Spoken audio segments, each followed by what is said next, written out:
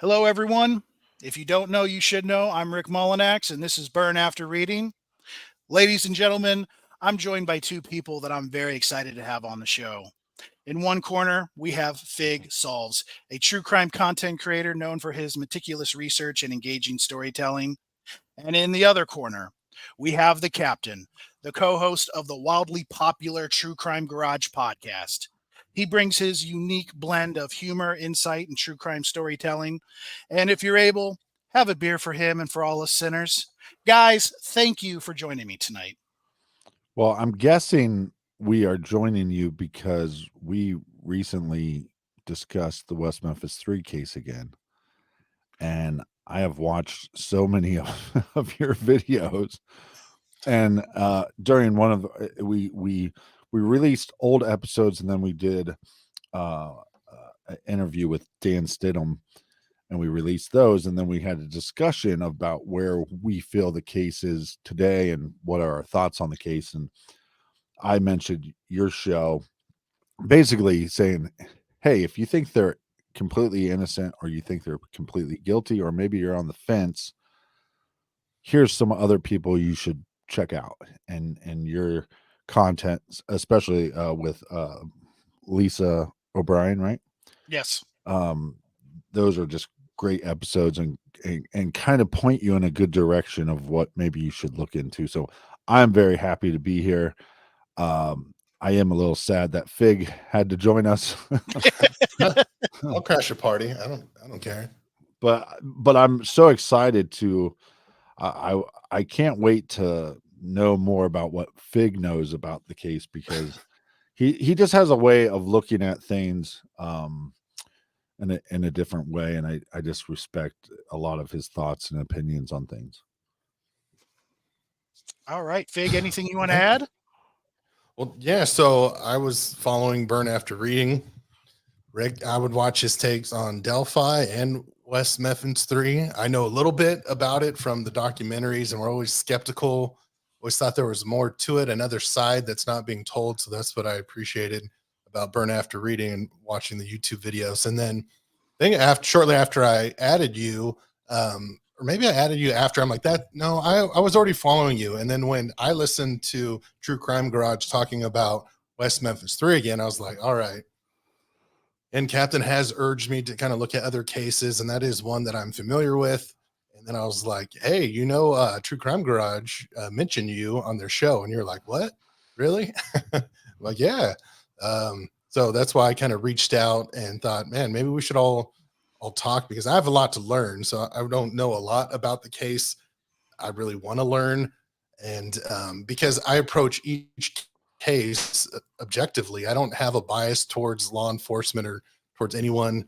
I want to learn case by case and don't apply one thing all over just because I think there's corruption in one case doesn't mean there's corruption in all the cases. I think maybe that's a way to look at it case by case. Yeah. So a question I have for you is, I believe one of the shows I was listening to you talk, you said initially you thought they were innocent, Yes. and then so I was curious of what switched.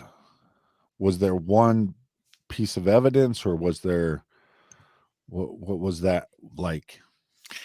Well, I remember, and I want to say it was around 2013. It's been a while, but there were these, these forums and these message boards before, everyone argued on Reddit. At least I wasn't going on Reddit, if that was Right. around at the time, or even on Facebook.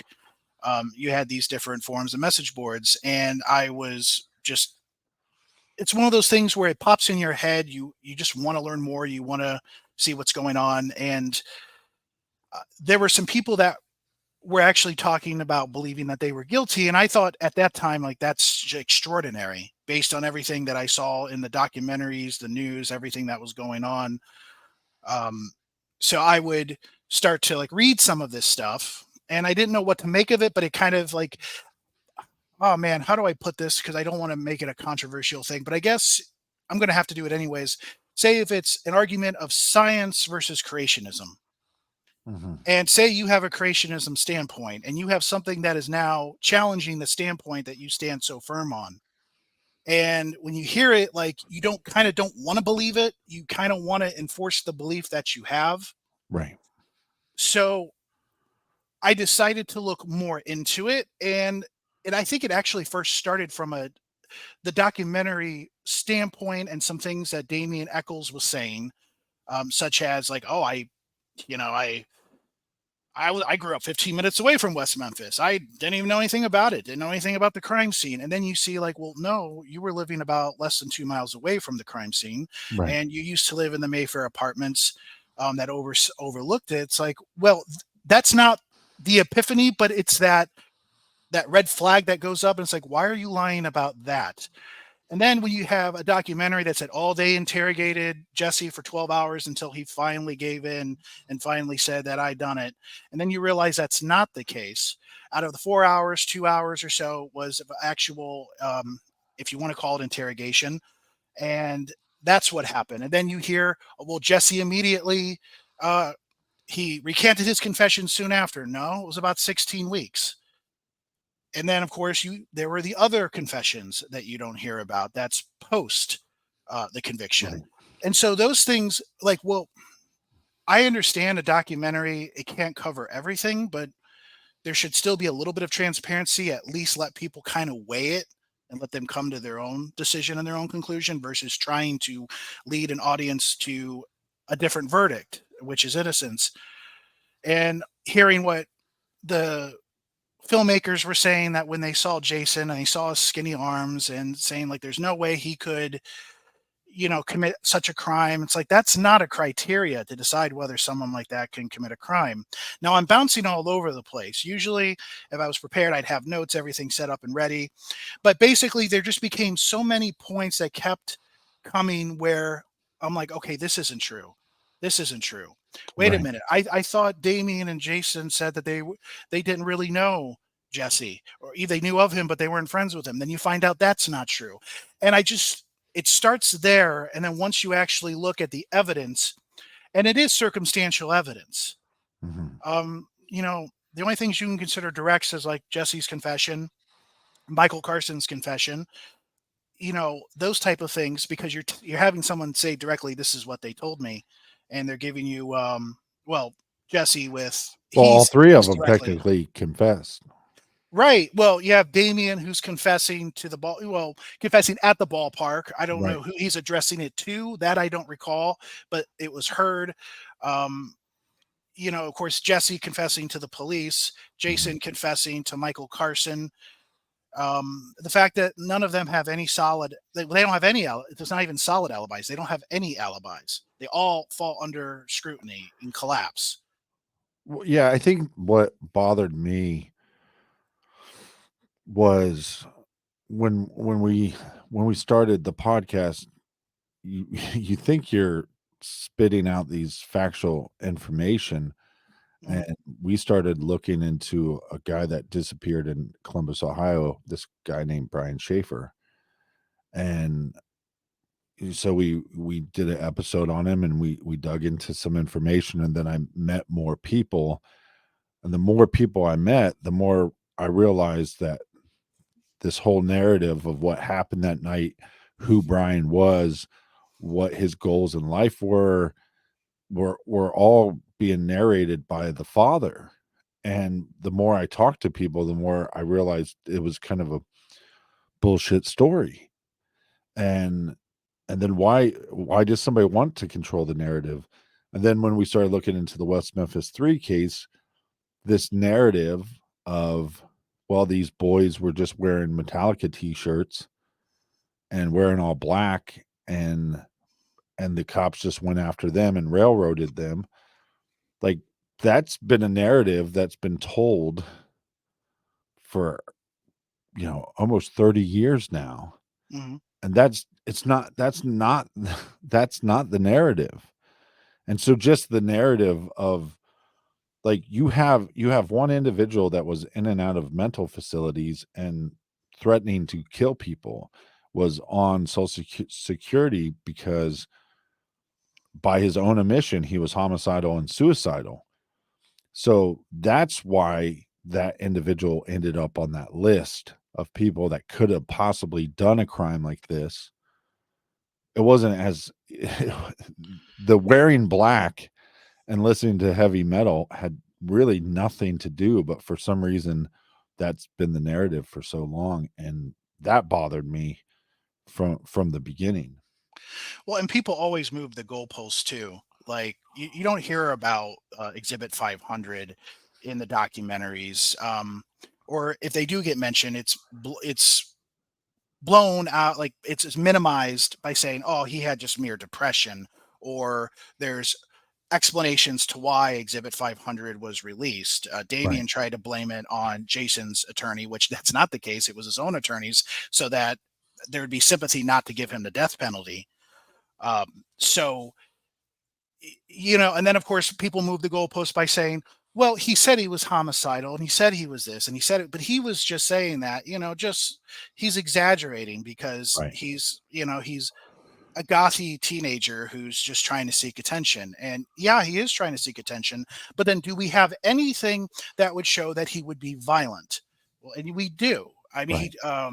his ex-girlfriend's boyfriend tried to rip his eye out, started fires in his class, when he was in And high that's school. not debatable. I mean, that Right. these are coming from Damien's own words. And I also think the thing though too is as individuals look into this case, they create their own narrative Mhm. because my partner in crime, Nick, has said for years, well, look, man, if you look at this case, uh, Jason, I don't, I think everybody could agree with the what 5 confessions from Miss Kelly and then the confessions from Damien and the actions of Damien, you can see how those guys got um, convicted.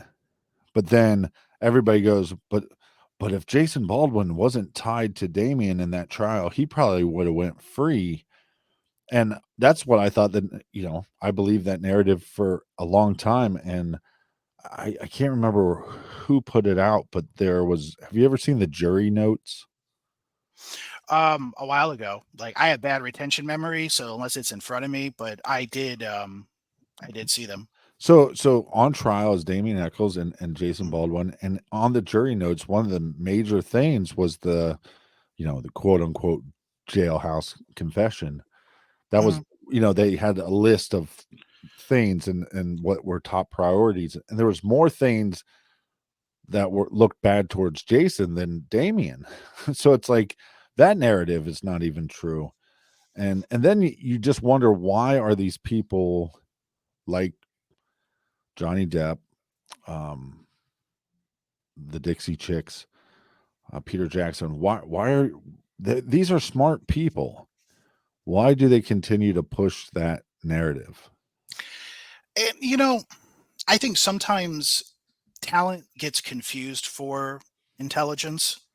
I think Yes, someone can be very talented in what they do, whether it's acting, whether it's, music. Now, you could be both smart and talented. So I'm not saying yes, that, but I just think that, they got pushed this story.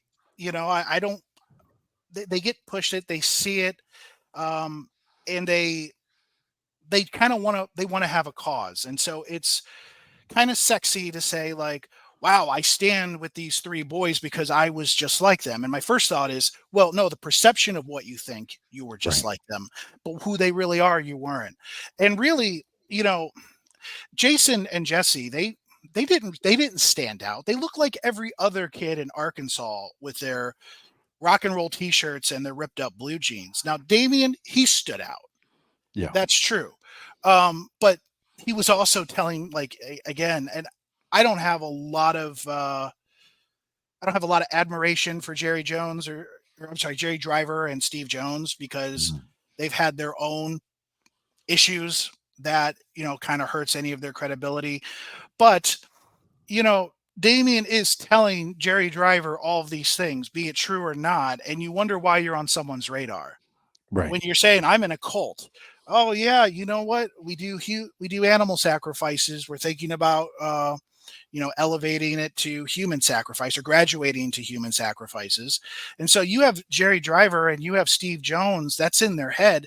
They're not the ones who are saying it. Damien is saying it to them. So, I mean, kind of got off track there, but no, but even look and I'll I'll bring him up because I'm sure he's going to be brought up in the conversation. But even like Bob Ruff, I don't understand how he doesn't see that narrative as just being completely false, and the narrative that they're just three innocent boys that were doing nothing wrong and should have never been looked at. And he's made some statements to me. One of the ones that I thought was fascinating was he said that when he talked to all three of the West Memphis Three, they said that they didn't know that area and they'd never been there. And I'm like, maybe that's what they're telling you today. Maybe they even misspoke. But to me, that's factually incorrect because in one of the confessions, Jesse Miss Kelly points out when they ask him, well, how did you leave the woods? He points to this exit that the cops didn't even know was there. It was like a path that was made by kids that would go in and out of that area. And so how would he have a clue about this path that nobody else even knew about until they went to the crime scene and went, well, here's this other path out of the woods that Jesse was talking about.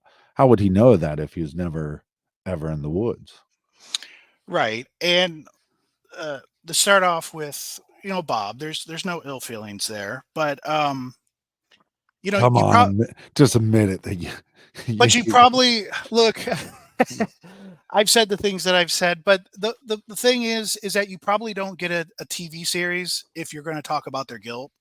It's just not palpable for TV. Right. Someone being railroaded and having that kind of stigma is what sells. It's just like if Making a Murderer would have just talked about, okay, a guy who was actually falsely imprisoned for raping a woman, and then he actually went out and then committed a murder. That's sensationalized enough, but it's not enough because now you got to say, well, the reason they framed him because he was going to sue them for however millions of dollars, even though I think he only get like 350 or 300 something $1,000. You're never going to get that full amount that you think you're going to get typically. But well, doesn't it drive you nuts about the confessions though? Because whether you think they're innocent or not, people play both sides of the coin. They go, well, Damien confessed at the softball park, but he was just joking. And then Jesse Miss Kelly confessed 5 times, but he recanted 5 times. And it's like, well, which one are you supposed to believe? The first telling of the story or the time that you changed the story? Well, okay. So initially Damien denied ever doing that at the softball field. Right. The girls were liars. This is what he committed perjury. If what we know now, he committed perjury on the stand. He had no problems with that. And then later goes, well, yeah, I probably did say it, but it was a joke. And it's like, okay. And so that's a really not weird. Awful joke. Why didn't you see it? No, it absolutely is. But, I guess what the defense could have tried to say, it's like, look, you could see he's not mentally well. They should have played the mental illness role. They didn't. I think that the defense probably didn't do him a service there as far as a defense goes. Yeah. They probably should have played the mental illness factor because I think at that point, especially then, he was very mentally ill. I believe well, shit. Well, I don't know because some of the occult stuff he believes in now is pretty fucking wacky. Not that there's anything wrong to having beliefs, but Crowley trying to distance himself away from him. And now that's one of his greatest influences, along of all people, Joel Osteen. So go figure. So I will say this, he doesn't have one belief. He has these really weird connected tissue beliefs and he just kind of picks what he wants. Well, then you've talked to William Ramsey, right? I've talked to him before. Yeah. Okay. Because I will tell you, I'll tell you, I'll preface the story a little bit. So I was approached to do a project, and they were trying to get Laura Mara Leverett, right? Mhm. They were trying to get her involved, and the idea was, well, here's this guy that's on the fence, and let's have him look into it. Now, I know with Bob's deal and most of these true crime documentaries, they want you to go in with an agenda. They don't want Right. to fund a project if you have no clue. They just, because it's like, how long is this going to take to film? Who do we need to interview? So Bob, I know Bob went into the series of his podcast without an agenda. And Okay. then once he came to a conclusion, he had an agenda, and then they wanted to take that to TV, obviously. But so I reached out to Bob, and what's funny and what really kind of started making me angry is I reach out to Bob, and I'm asking him a couple questions about information I can't find, hoping that he knows that information. But he then would assume, well, you must think they're guilty based on what you're asking me. So then it would turn into, instead of answering the question, it turned into this long rant about why they're innocent. And then if I talk to somebody like William Ramsey and I start asking him questions about certain things, and then he assumes that I think that they're, if he starts assuming that I think that they're innocent, then it turns into a long rant about why they're guilty. And it's like, isn't it just okay for me to say I don't know and help me get to whatever place, instead of, it's almost like they start arguing with you right away. And they're not the only ones. I mean, almost anybody I've ever talked to about this case, whether they think they're guilty or innocent, if I start asking certain questions, they start assuming certain things, and next thing you know, they're just throwing out this laundry list of why they believe what they believe. Right. Instead of just getting to the truth, like, I just want to know the truth, what happened. And then once I get as close to the truth as possible, then I'll make an opinion based on Yeah. that. But what actually happened? It's because true crime, it seems like it's turned so tribal.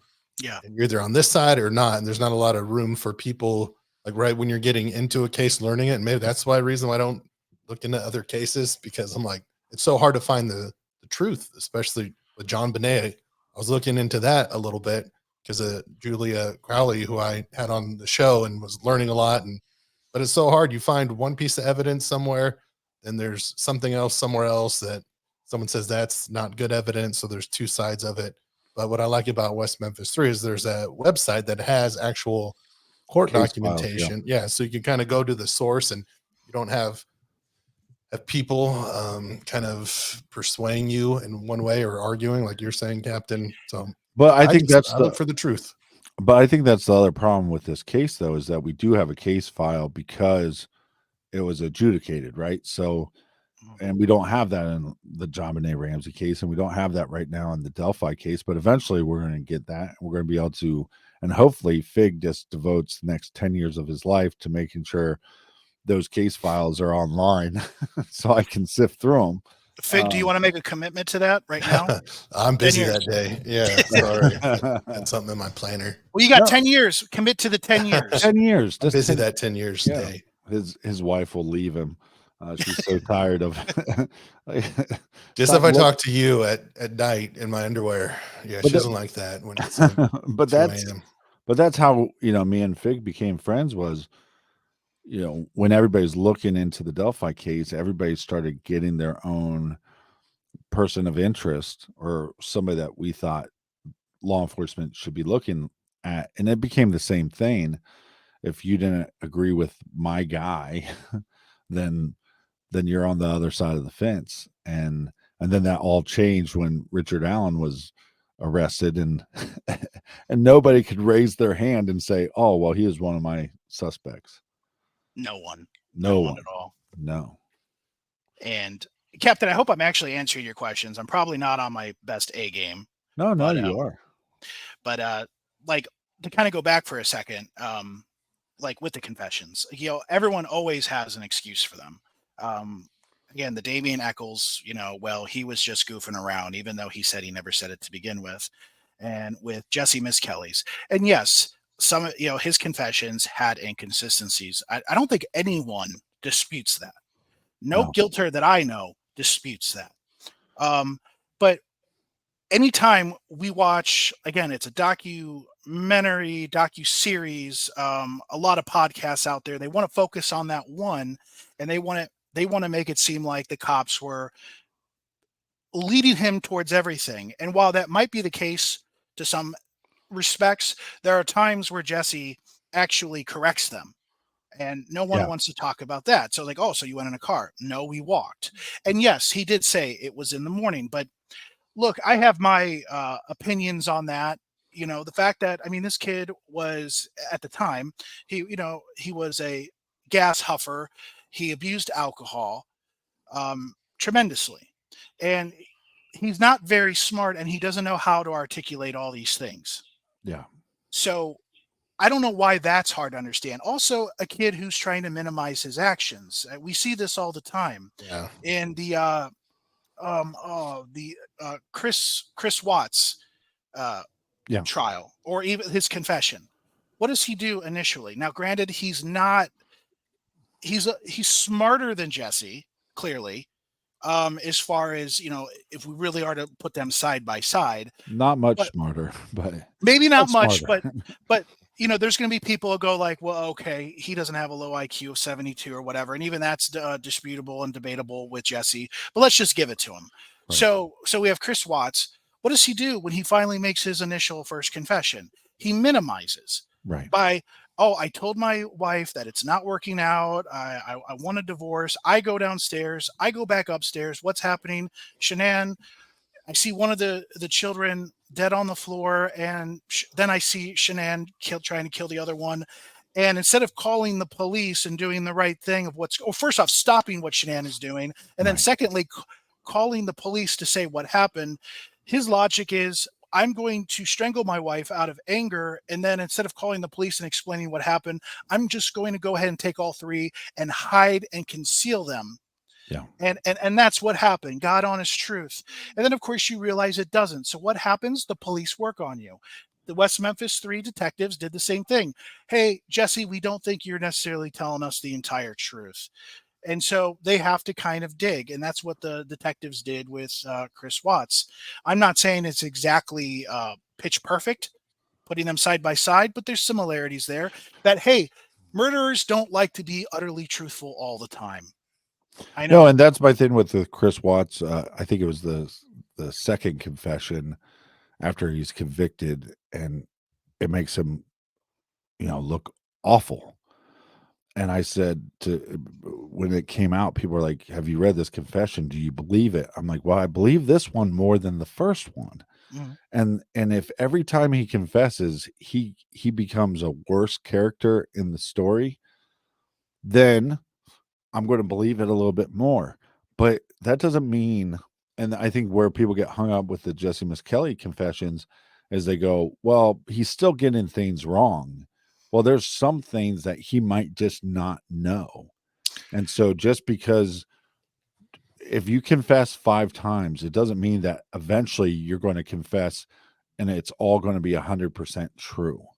And he claimed to have been drunk on whiskey I don't know about any of you, but if I'm drunk on whiskey, I don't remember everything so vividly. And if you guys do, God bless, but I don't. So, you know, you're drunk, and plus he's drinking on the way when he's going back to his home. So yeah, he's probably trying to also fill in some blanks where it's like, I know I can piece some things together, and I can do that when I'm drinking whiskey. I remember this happening, but there are certain things I don't recall.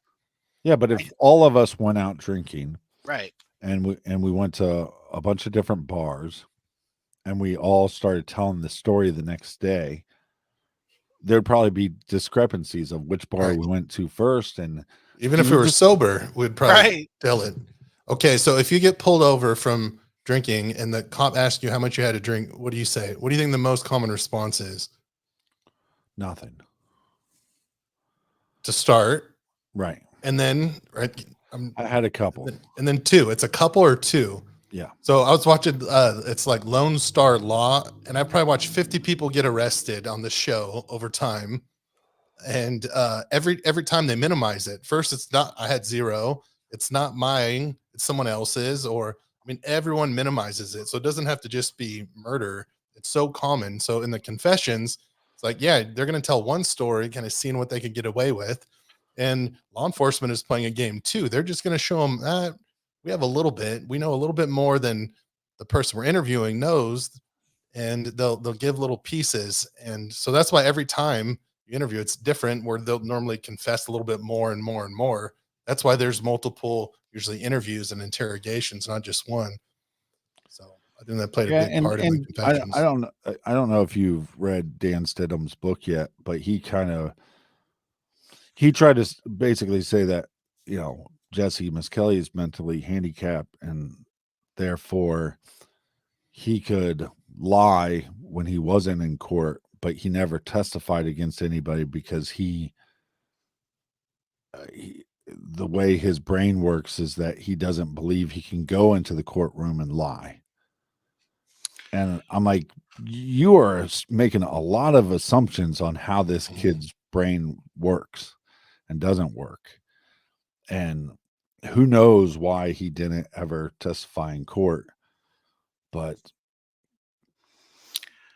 well, I did like that he said that non-supporters were intellectually challenged and a pain in his ass. I enjoyed that. But yeah, no, he does make a lot of assumptions based on that. But I don't know if I really, in my opinion, I don't know if I believe him when he believed in Jesse's mentally challenged state until he talked to the Damien Echles defense camp, like with Ron Lax, and talking to their expert. yeah. I think this was something that was put in his head, and it was in his mind, it was a good defensive strategy to try, because for those 16 weeks, I don't recall necessarily that he believed that his client was innocent. In fact, he thought he was guilty. Yeah. Right. So now all of a sudden, again, where do you get this idea that he was suggestible and all these other things? Yet it took a little bit of time to convince Jesse to let's go with this mentally challenged thing. And, you know, on this course confession, that wasn't something that Jesse just jumped on. That took some time to do. Well, and he could make an argument that he never jumped on it because he just kept confessing. He just but we're talking, we're talking before he's going to trial. Yeah. We're talking within like the 16 weeks and beyond. So after the 16 weeks, you know, he's trying to, talk to his client to do what's in his best interest. It's like, we want to say you're innocent. We want to say that your confession was coerced. We want to say that the reason why is because you're highly suggestible. What do you think, Jesse? No. Oh, why not? Come on. And then it takes some time for him to do it. Now let's go ahead and skip back to post-conviction. What does that motherfucker do? As soon as he hops in the car after he's convicted, he tells two officers, yeah, I did it. And yeah, I lied. I lied about certain things to trip the police up. I think partially that's true. I think in other respects, I just don't think he's a very articulate guy. He was drunk. And so here we have Dan Stidham, who's now trying to really pressure his client not to confess or testify in the Damien and Jason trial. And so we have that. It got to the point that Jesse didn't want to deal with Dan Stidham anymore. He just wanted to talk to Greg Crow. Well, and I think, and you brought it up. I think Ron Lax is the person that is not talked about enough. Mm-hmm. I think, and I would love for somebody to do a deep dive, because if you read Gary Meese's book, and Gary does a great job. It's funny when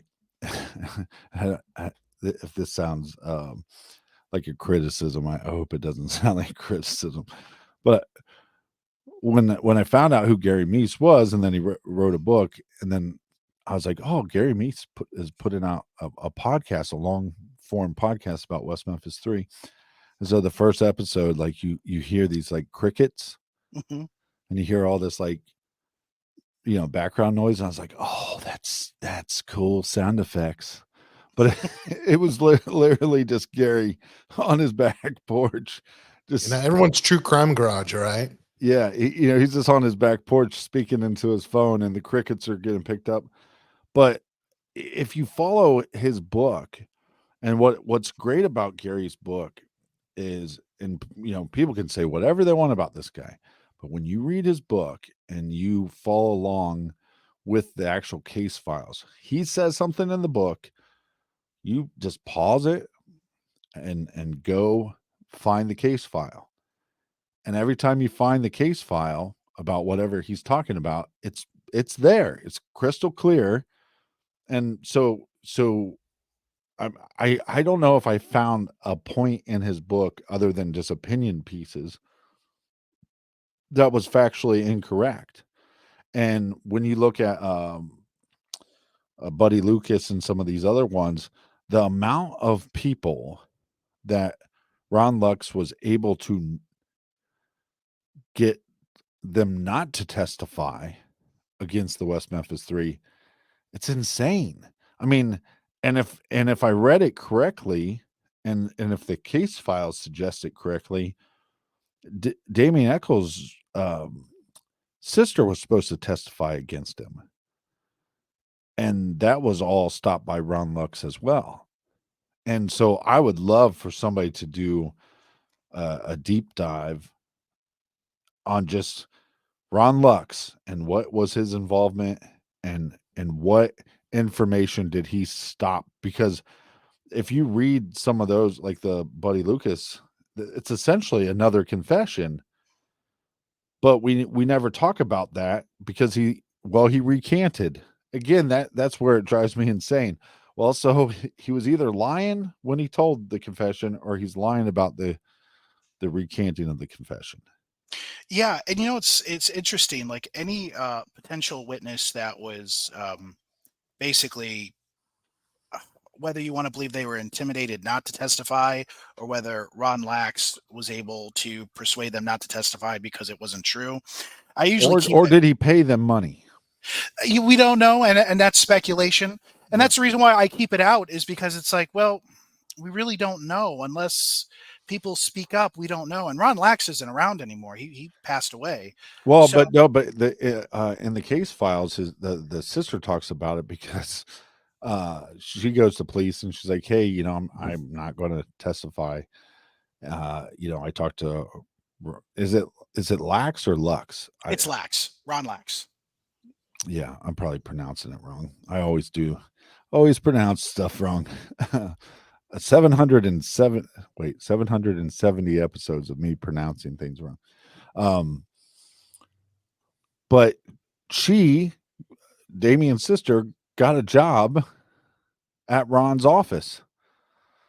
So to me, that's a conflict of interest. You would think, you would think that is. And tell you the truth, I didn't even that you knew something I didn't know about that. I had no idea that she did that. Yeah, I went down this deep. I started working on it myself, and then, like I said, I have a no West Memphis 3 after dark. I'm not allowed to do it. It was driving me insane because I started writing down every individual that Ron got a hold of that was supposed to testify, and then I was trying to go through. Here was my idea. My idea was to take the interviews with these people that would have testified, and then take their interview, and instead of having it be a back and forth interview, rewrite it in like a first person narrative. And then I was going to have each, like Bobby Lucas and then Damien's sister, and I think there was like 11 of them that I needed to dive into. So each episode would have just been first person narrative of this is what happened and this is what I was going to say in court, but I decided not to say this in court. And because I think if that information was out there, I think the pendulum would swing more towards guilt than innocence. But this pendulum swings, this idea that they were let out of prison and everybody thinks they're innocent. I think that's what is on social media, but I think there's more people like me that are on the fence and question things. And it's like the Boogeyman comments. I can't get over that. I can't get over that Damien Echles is convicted of killing 3 children. He's sentenced to death, and then tells people, well, it's kind of cool because I always knew I was going to be remembered for something, and now they're going to be looking under the bed for me and I'll be like the West Memphis Boogeyman. I can't get over that comment. Yeah, and it was like at the very end of a documentary. When I saw that, I'm like, man, that's a red flag.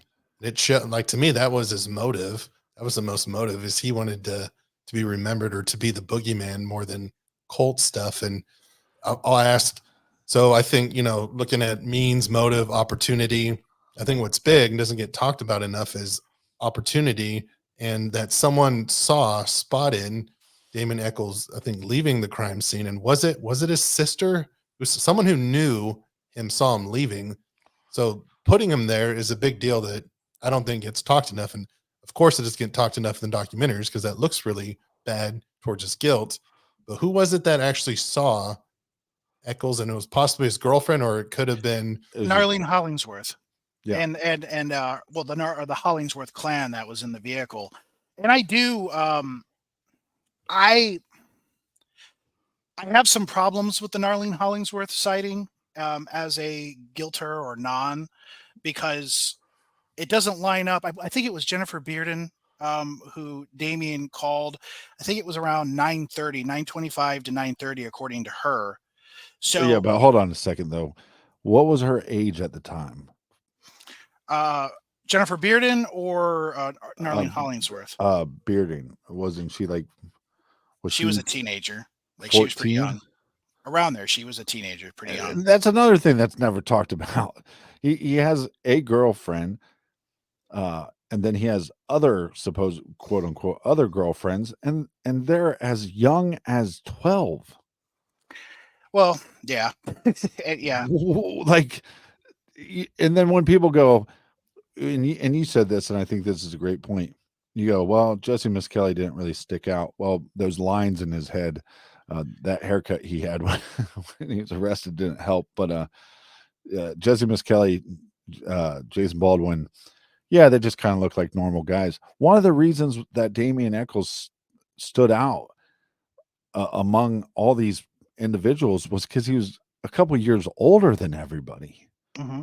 He's basically a grown man hanging out with children and intimidating children. It's very, I think that's bizarre.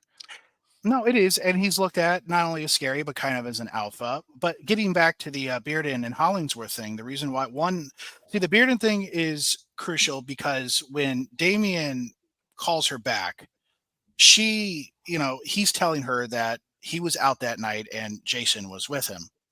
And I find that to be credible based on what she said. Now, the Hollingsworth thing, so they spotted Damien, and what she said was either Dominique, which could have possibly been mixed up for Jason. That's what a lot of guilters think, that it was Jason.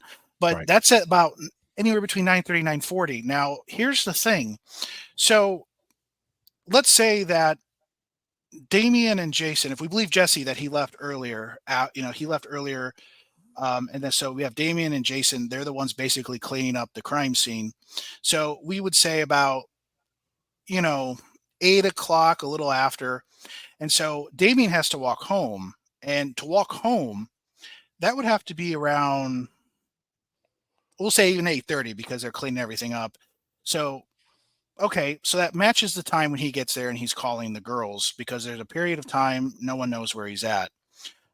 So I don't see how the Hollingsworth can see Damien at 9:40 while also talking on the phone with Jennifer Bearden that night. And Jennifer Bearden remembered it because she also had to get off the phone at a certain particular time because she is young. And, parents, they have those phone curfews. So Right. so if it takes him about an hour or so to walk back from home, from the crime scene to the trailer park area where he lives in West Memphis, I just don't know how he can be in two places at once. So, Well, that's a good question because there's also people that put him at the laundromat. And mhm. so then my thought was always, is it possible that they committed this crime, clean up the scene, he ends up leaving with Jason, gets to the laundromat, and then eventually is with his girlfriend, goes back towards the crime scene for whatever reason, and that's when he's seen. And was that phone call, was Damien making that phone call from his house, or was he making that phone call from somewhere else? And possible. Now he ends up calling Domini too, and I think that was closer. I have to look at my notes, but wasn't that Right. closer to like 10:30 or so? So I guess he could. I guess I'd have to look back at the phone calls to see how they line up to see if one is possible with the others. Right. But I always just found it a little troubling because I'm like, well, the Hollingsworth thing is 9:40, that sighting, and he's talking to Jennifer Bearden around a little before 9:30, and then there were just things that I was like, well, did he maybe go to Jason's house to make that call? But Dink, the boyfriend of Jason's mom, he never mentioned seeing Damien when Jason walks in the house, so that didn't. Yeah. I'm like, I think he would have mentioned that. Maybe he would have mentioned that But if that also, would have again, happened. it could have been a good alibi for Jason, but he told the truth and says, he doesn't come home till way late at night. Right. And I think the other problem too is we don't know exactly when the crime scene or when the crime took place. And, Mhm. and I don't know exactly when it got dark that night. But I And would say it's probably, how much? Oh, go ahead. I lean towards the idea that it happened closer to the last sighting of the boys around 6:30 or so. No, I concur. I think it happened pretty close to that. About 7:50 is when at least it started to become dusk. It started to get dark. And so that's why I figured they had about a good hour and a half, give or take, because we don't know the exact. Just I would always say anywhere between 6:30 to I would say even 8:30. I was like, Yeah. that's what we have to deal with. Because also, yeah, once it starts getting dark, those mosquitoes are starting to come out in full force too. And people always talk about like, well, there's no mosquito bites. Well, that's a little bit different because once you die, that's not going to inflame the same way as if you're alive. Right. So that's either here or there. But and I always believe that the crime happened at the crime scene. I don't believe that they were taken somewhere else. No, The deed was done and then brought back. To me, it's Yeah. ridiculous. it's I, silly. I lean towards the idea that the crime took place there. And I know the luminol testing and stuff wasn't like super accurate at the time, but if you do see those testing, I mean, that bank where Jesse claims that they were killed lights up like a Christmas tree. Yeah. So, but then the one thing that I thought Dan Stidham brought up that I thought was interesting was the tying the binding them left hand to left ankle could possibly be a way to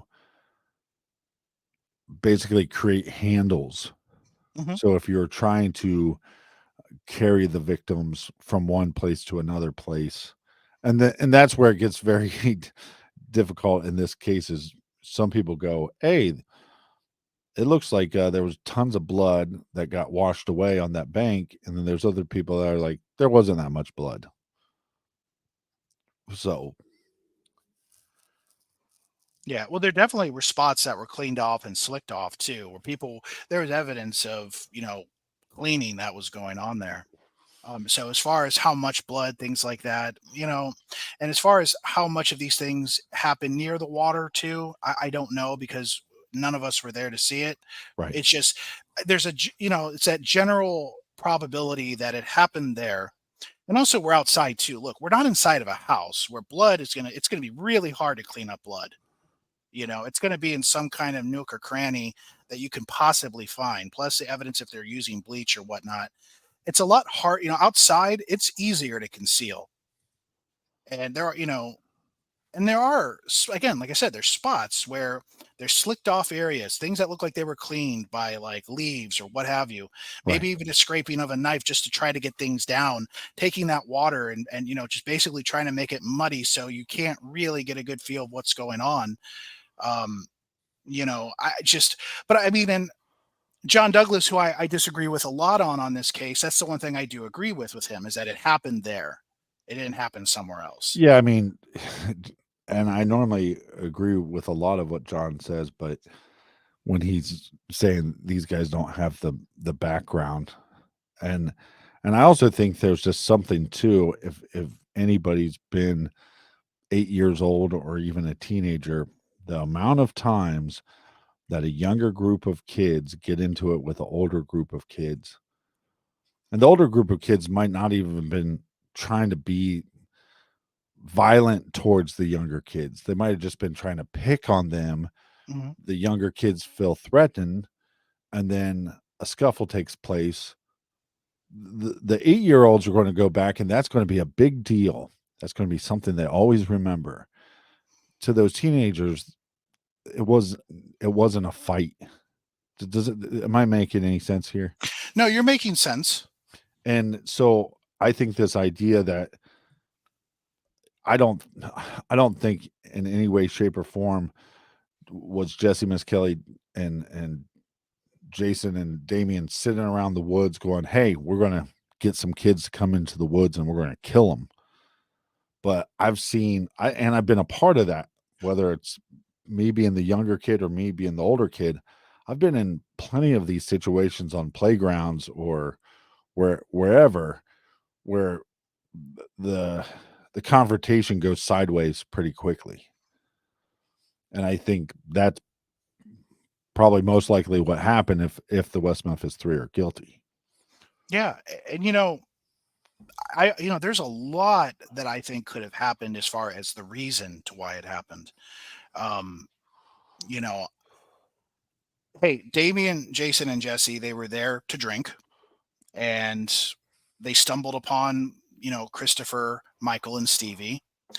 I believe that Damien was probably the initial instigator of the whole thing. If we believe what Jesse said about go hide, I'm going to call him. Right. And as far as what Damien had in his mind at that time, we can only speculate. But what we do know, as far as what Jesse said that happened, was that they took it they took it to the extreme. And I don't know if Jesse, if he had any idea that they would be willing to do something like this. For example, he did it, and once it was going on, then you start to realize, oh, this is not what I thought. Like Yeah. this is over my head. Or if he thought, because Jesse, it wasn't beneath him to hit a child, throw a rock at No. a child's head.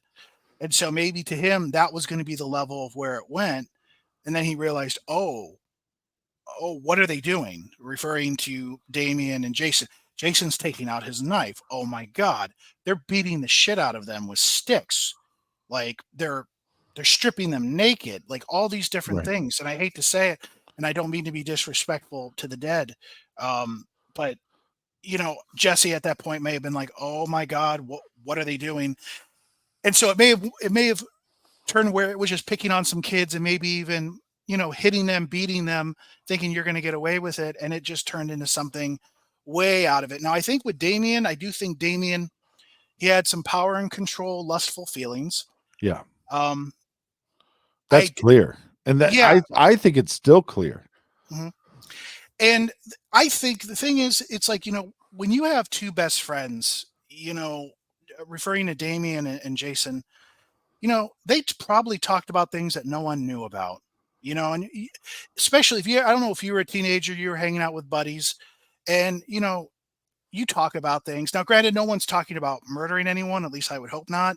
But here we have Damien who has these fetish beliefs and he's talking to his friend and your friend can kind of feed on it a little bit and it kind of becomes, lack of a better word, it becomes a shared interest because your buddy's so into it and it becomes, first it's like maybe you're talking up, you don't believe it's really ever going to happen. But the more you talk about, like, man, what would it be like to kill someone? Like, oh man, I always want to know. We should try to kill a bum. Or, hey, we should maybe try to find some kids. And if we ever get the opportunity, we should do it. Because, I mean, again, if we believe Jason was pretty loose with that knife. And if we listen to what, Michael Carson said, what Jason did. Well, okay, question for you on the Carson thing. Mhm. From everything that I found, he has apologized Mhm. for taking the stand, but I can't find where he actually recanted his statements. He didn't. He didn't confess. I'm sorry, he didn't recant. And Right. the only thing he apologized for was, like, I think he apologized for getting involved. I don't think there's nothing that I see that he recanted. Yeah, that but it his didn't dad happen. didn't even give him a No, well, yeah. Michael Carson told his dad, as they're watching the TV, be like, I know that kid. He confessed to the whole thing. And his dad told him, like, you need to go take a polygraph test. You need to talk to law enforcement and the prosecutors. And he You want passed the polygraph test. Right, and take that for what it is. Yeah. He passed it. He talked to him. He did go. He was a witness in trial, and he talked about the confession. And years later, someone tried to say that they had a homosexual relationship or a one night stand with him, in which Michael Carson denied and said, "Look, this is just someone that's just trying to make up stories and trying to make me look bad." Right. And in West of Memphis too. Now, again, this is speculation, but my understanding from what I heard that, yeah, Peter Jackson, producers, they were throwing money at people. Michael Carson, they were probably saying, "Look, would you be willing to say, that you recant?" He probably said, "No, I'm not going to say that." Right. Well, is there anything you can say? Like, and maybe that didn't even happen. Maybe they just asked him a bunch of questions to where they were able to string up a bunch of pieces that would work. So, Right. for example, saying, "Man, during that time, man, I was on some really crazy drugs, psychedelic drugs, and it was really flipping me out. And, I didn't want to get involved. Because I told my dad what happened. My dad said I had to. And I went in there and, I didn't want to get involved. So, Jason, man, I'm sorry. I didn't want to snitch on you. But, it is what it is." Okay, so if we break down the three, Jesse Miskelly confesses multiple times. He recants those statements, fine, whatever. But he makes sense to me. Whether you think he's innocent or guilty, that whole thing makes sense. I've heard a lot of people that go, well, I think they're innocent, but if one of them was guilty, I'd say Damien's guilty. And the one that people can't wrap their head around is Jason. Mhm. And but no solid alibi. Didn't obviously have he had criminal history, but not a violent criminal history. Right. But is it just a scenario where let's just assume they're guilty? Mhm. Is it a scenario where he just can't bring himself to admit that he did it? Or does he even know he did it? Is there a possibility? Because that's one that I've hung out with Jason. Mhm. I've had shots with Jason. They came up to me and they're like, "Hey, Jason normally doesn't drink. You got to stop giving him shots." And I like pulled him to the side and made him do more shots. Yeah, And the actually, one night thing with Jason too. yeah, it was a one night thing. Yeah. With Jason. But yeah, he's the one that I have a hard time wrapping my head around. Because also we only know what we're being told, right? So Right. but even with like the plea deal, the plea deal drives me so insane because it's almost like they concocted this narrative. Well, we're going to act like Jason just doesn't want to take the deal. And then the narrative becomes, well, he took the deal because they were going to kill Damien. Damien was in no threat whatsoever to be executed. Oh, I agree. But then Damien wants to twist the tail and say, oh, the state would have offered some inmate in there $50 to shiv me. And then that's, Yeah, they could have done that in the late 90s and early 2000s. Absolutely. No, I completely agree with you. But that's they always try to move the goalpost of, oh, well, what he meant was, because you're like, Yeah. no, when you're going through appeals and when you're going through a hearing an evidentiary hearing that's going to go to a new trial, or a possible new trial, it's like they don't decide, well, we're going to go ahead and fry you now. That's not how it works. Well, no. And on top of that, what people don't talk about, and it was way before this, I think in 2006, that they basically stopped doing any executions because the whole process, basically the death penalty basically was under review. I believe it was in 2006. So his attorneys would have known that. So not only were they not going to be able to execute him because he had an ongoing trial, basically, but they couldn't do it anyways because it was under review, and nobody brings that up. And it just okay. So, but to get Fig involved, because I would like to know if you have 3 questions or 3 things that really bother you that you would like to get some clarity on about the case. Yeah. The first one was the kind of the witness, how that. Yeah, and then the blood on the necklace, I know it was like inconclusive. And then I had a could have been question Jason's about, or could have been just Stevie's. I think it was something like. Oh, did we lose you, Fig? Okay, so yeah, with that, it's it wasn't 100%. Oh, could you hear me? Yeah, it kind of cut out a little bit. Could you just repeat the 3 points you Okay. want or questions that you have? Yeah, so I was wondering about the blood on the necklace. And then also I thought there was some, maybe you said it, that there was some, I guess some testing that was done maybe like 2012 where they did get some results back, but they didn't share it. Yeah. Yeah. Now I think you actually talked about that on one of your episodes. Mm-hmm. And not to point the finger, but I think whoever you were talking to with, now this is just the research I did, could be wrong, but the way most testing works in most states, and the research I did was with Nick is a part of the Porchlight Project. And so what they do is they contact departments that have DNA testing that can be done in murder trials, rape trials, and the department just doesn't have the funding to do the DNA test.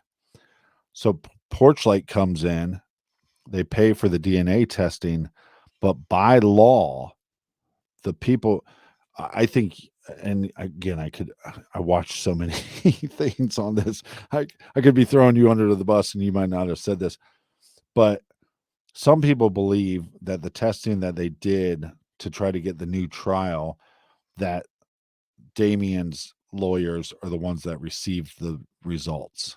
Yeah. But they didn't. They didn't get it?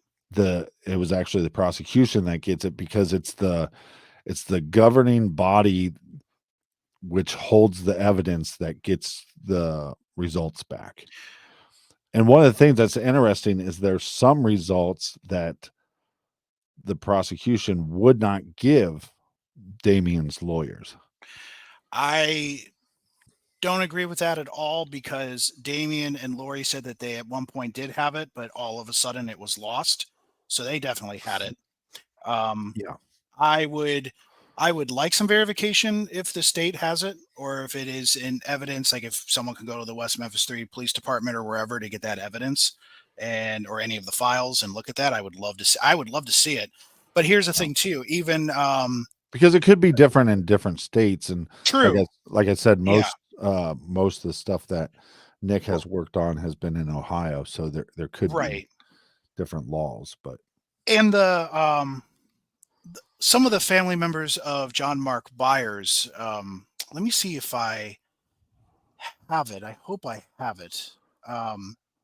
Where they actually discuss the fact that one of their concerns of the testing is the fact that Damien was only asking for a particular testing, also didn't include Jason and Jesse into the suit to try to get that testing. right, And they referred to the testing that was in 2000. It was actually 2011. right. Because right after, that's when the defense started to kind of finagle the Alford plea to see if they, and I don't think they even initially started with the Alford plea. It's like, No. let's have a compromise, and the Alford plea was something that became agreeable, but it was the defense that went to the state. I thought I had it saved on here, but Well, and one of the apparently things that I mentioned during our discussion was, Mhm. I was questioning Damien in the sense of why not test all the evidence. Mhm. And when I did talk to Bob Ruff, he was able to say, well, there's a strategy to that, because if we ask for the testing of everything and they deny it, then we're done. But if we go, hey, can we test these 3 items? And they say no, then they can at least put together another scenario and another set of evidence that they can then go back to court and say, well, what about this evidence? Does that make any sense? No, that makes sense, and that very well could be the case. I also believe that they know. First off, I don't think Damien was at a position to say no to testing when Bob brought it up with the MVAC system, because if you say no, I don't want to do this, it looks bad. Right. So you kind of, and also look, you're free anyway. So even if any evidence, any trace evidence of you is found, well, one, you could just say it was planted, because he already talks about how corrupt law enforcement and the state is. So it's like they must have found a way to plant my DNA or on there, and there would be people that will be susceptible enough to believe it and go, state of Arkansas, they must have done something, and his DNA is there, but we don't believe that's really his. I remember looking at Facebook group messages of West Memphis Three supporters who planted that idea as well, Yeah. saying like, so I mean, so it's kind of, you could kind of make that win if it doesn't happen, which I think it is going to happen. But at the time when it was kind of, we don't know, especially with the first circuit judge ruling, then it's like we can just say that the state of Arkansas is corrupt. Law enforcement is corrupt. They don't want to know the truth of what's Yeah. going on. And so, so there's that. So yeah, and probably the laces, a lot of this stuff is submerged in water for 18 to 24 hours. And I know the argument is, well, maybe in between the knots, if the knots were not untied, maybe they can find it there. My understanding is that this has been tested before, and if that's the case, I would have to believe that they would have had to have untied those knots if they were going to swab those. Well, I found that out, or according, I believe it's according to Bob. If this is not according to Bob, I don't want to speak on his behalf, but I believe the testing that they did before, they did not untie the knots. And so, because I was claiming that this evidence has already been tested before and it came back with basically no information. Right. Inconclusive.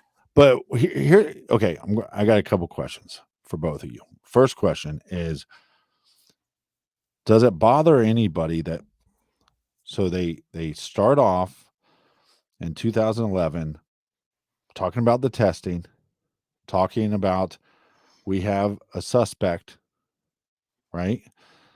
And we need a new trial. And then that quickly turns into, we're going to take our ball and go home. And here's this Alford plea that we want to take. And then there's no talk about testing until after the probation period. Mm-hmm.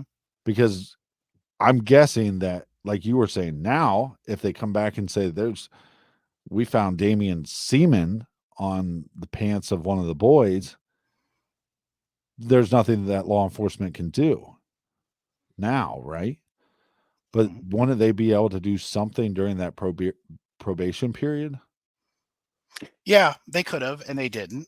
And even though MVAC was in its infancy. God, I can't say the word. No, you're good. So, like, if they were to, that technology was around at that time. Yeah. I would find it hard to believe if they didn't know that didn't exist. All the way until the probationary period was up. So it's something that they could have used, or they could have still used other methods. But they didn't. Finding the real killer instead, they decided Jason and Damien decided they were going to write books. They were going to produce a documentary or a movie. They were going to do that. So they did all those things. I think even Jason, he wanted a certain amount of money. I don't remember if it was $40,000 or $30,000 because he wanted to write his own book, Yeah. not to be confused with the book that he worked with Leverett for Dark Spell. Yeah. He got close to that number, and we don't got any fucking book. Well, I got a question for you too, because I do want to clear something up, because like I said, I don't always agree with Bob, but I think Bob's a really good guy. I mean, he was a first responder, and that obviously there can be you can be a first responder and also a piece of shit. But I think you brought up on one of your episodes, it was a link that Damien shared to raise funds. Yeah, I wanted to know because I thought Bob Ruff, I thought he was raising funds for the Yeah. testing, and I thought he got close to that or did. And then Damien, he has his own GoFundMe, and he's also trying to raise it. So I would like some clarification on that. Yeah. And again, this is the best of my recollection of the conversation, because I brought that up to Bob, and Bob's like, no, Damien.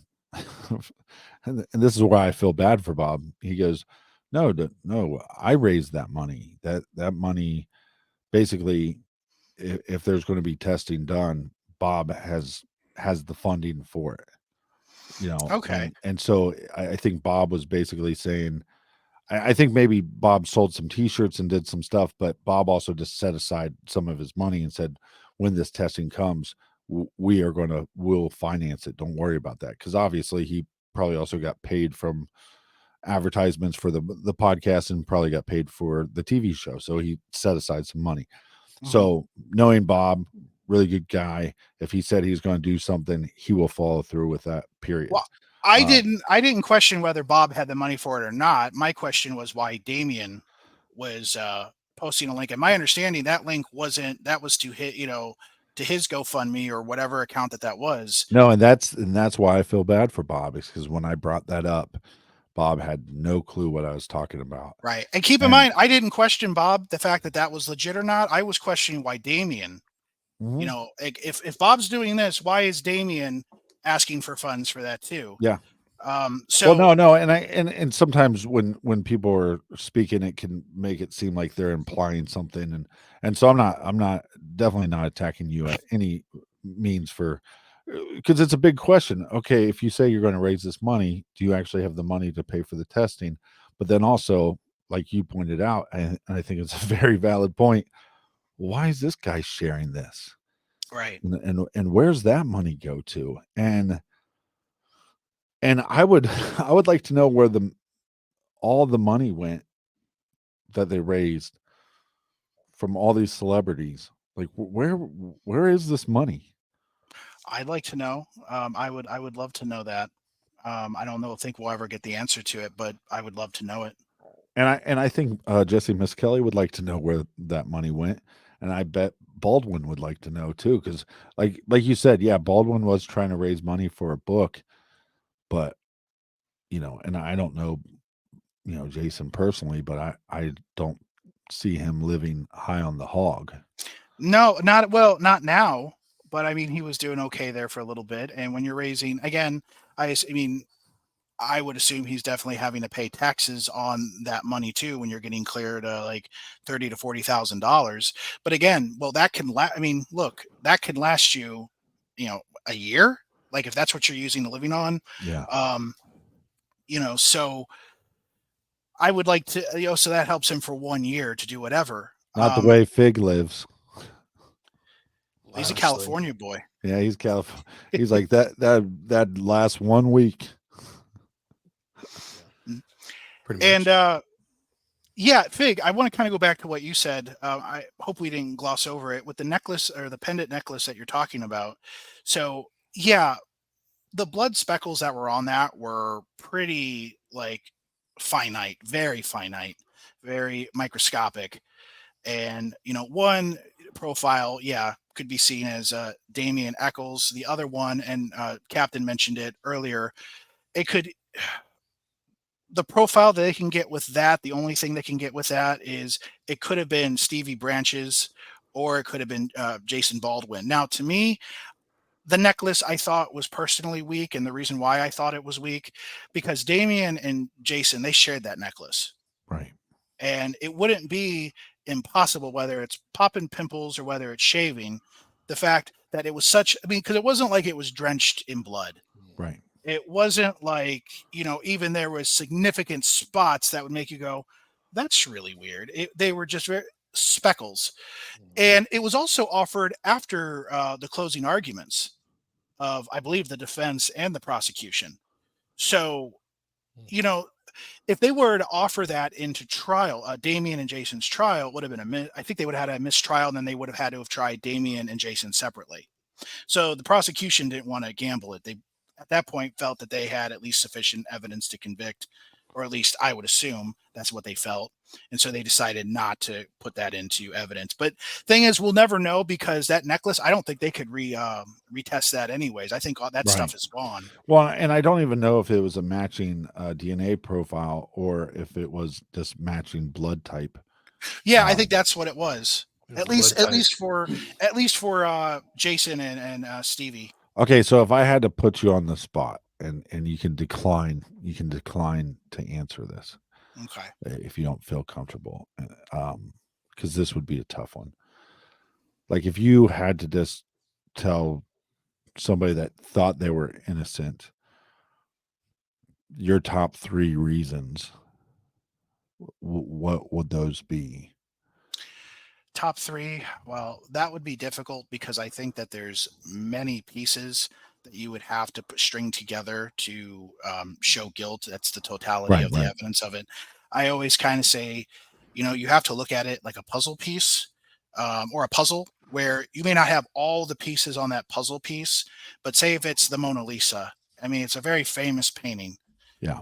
And if you know who the Mona Lisa is, and you were to look at it and there was missing pieces, you would know that's what it is, but you wouldn't say, well, maybe it's not, because there's some missing pieces here, and there. So it may not be. Right. It's like, no, once you put these pieces, and there's, a lot of pieces, the fact that, where do we start? Well, I guess we would have to start the fact that Jesse confessed. And when he confessed, law enforcement didn't see him as a suspect. They were interviewing a lot of people. They were polygraphing a lot of people. Jesse happened to be one of them. And so when he failed the polygraph, and people could say what they want about the polygraph, that's fine. It's not reliable or admissible in court, and that's all true. He reportedly failed it, was considered lying his ass off. Law enforcement said, look, you can either be in the circle or out of the circle. They played an audio recording of Aaron Hutchinson, the son of Vicky. And while I don't believe anything that he personally said when law enforcement was talking with Aaron, or even Vicky for that matter, I think when Jesse heard that, I think it scared the shit out of him, because as far as he knows, Aaron did see what happened and he just didn't catch it. And so I think that scared him into a confession. He confessed to the best of his ability, because he is not a very articulate person. He was also drunk, if we are to believe what he says. He was drunk on Evan Williams whiskey. So he's piecing it together. Plus, he's not articulate because, well, he is who he is. Yeah. And so we have that, and the fact that he maintained his guilt for 16 weeks. And then, okay, he decided to plead not guilty, go to trial. After the trial, he decides he's pleading guilty again. I would say, depending on who I ask and why they believe they were innocent, I should probably go back. I would ask, well, why do you think so? Is it because of a documentary, or the documentaries of Paradise Lost? Do you think it's because of Bob Ruff's podcast or his television series, The Forgotten West Memphis Three? Is it the Discovery ID show? Like, what are you basing your feelings or your evidence on that they are innocent? So I'd probably ask that question first, because, you can because you're going to depend on how you're going to pick that apart. But there are some people who do agree that the documentaries and some of that other stuff is very slanted and it's for entertainment, but still believe that the West Memphis Three are innocent.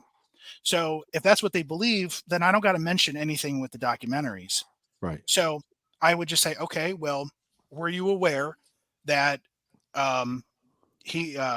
Jesse maintained his guilt for 16 weeks after, he confessed? I would ask him if they knew that first. Then I would ask him, do you know that he confessed multiple times after his conviction? Yeah. And none of that was necessarily all due or prompted because he might get a sweet deal if he were to turn on and flip on Jason and Jesse by testifying.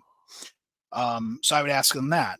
I would then ask, do you realize that there is no alibi for any of these kids, despite what you may have heard? Yeah. The way that Damien's multiple alibis fall under scrutiny. Jason's is so bad that Paul Ford would refuse to even bring one up. It was basically, fuck you. Prove that my client is guilty. This is guilt by association with Damien. And then I'll go ahead and I'll kind of play with the fact that we don't think the crime scene happened where it happened. It was a dump site. Maybe the kids entered there, but they weren't murdered there. They were transported somewhere else or what have you. So anyways, I would say, well, the Asian kid, he was playing, an arcade of Street Fighter 2 at the Walmart. That's where he was. Well, yeah, the Asian kid came forward, and it wasn't that day that happened. Right. It happened before. And when it did happen, he spotted him with, once they were playing the game, and then when he was leaving, spotted Jason with Damien and Dominique. I think that was around 5:30, 6 o'clock. So that happened. So it didn't happen on the day, and that was the only time, according to Jason, that was the only time he ever saw that kid. So we can't say there was another time that happened. So I would say, well, why would Jason lie about that? So let's consider that. I would say, look at Michael Carson's testimony that Jason confessed to him. Look at the context of that conversation. Initially, you would hear people say, like, well, yeah, he was stitching so that he can get a deal from, or a reduced sentence. Well, he wasn't in prison anymore or in jail. He was free. It's been months later. There's nothing to give him. Well, no, and so when you start with, so I think what you're saying is number one thing is we have confessions, but we have to remind people that there's confessions by all three people. Well, and I was getting that. Yeah, I was going to get there. It's hard to explain that away, but yeah, one of the things that I think is really interesting that I've been trying to go back is look at Michael's confession and then look at the fifth confession.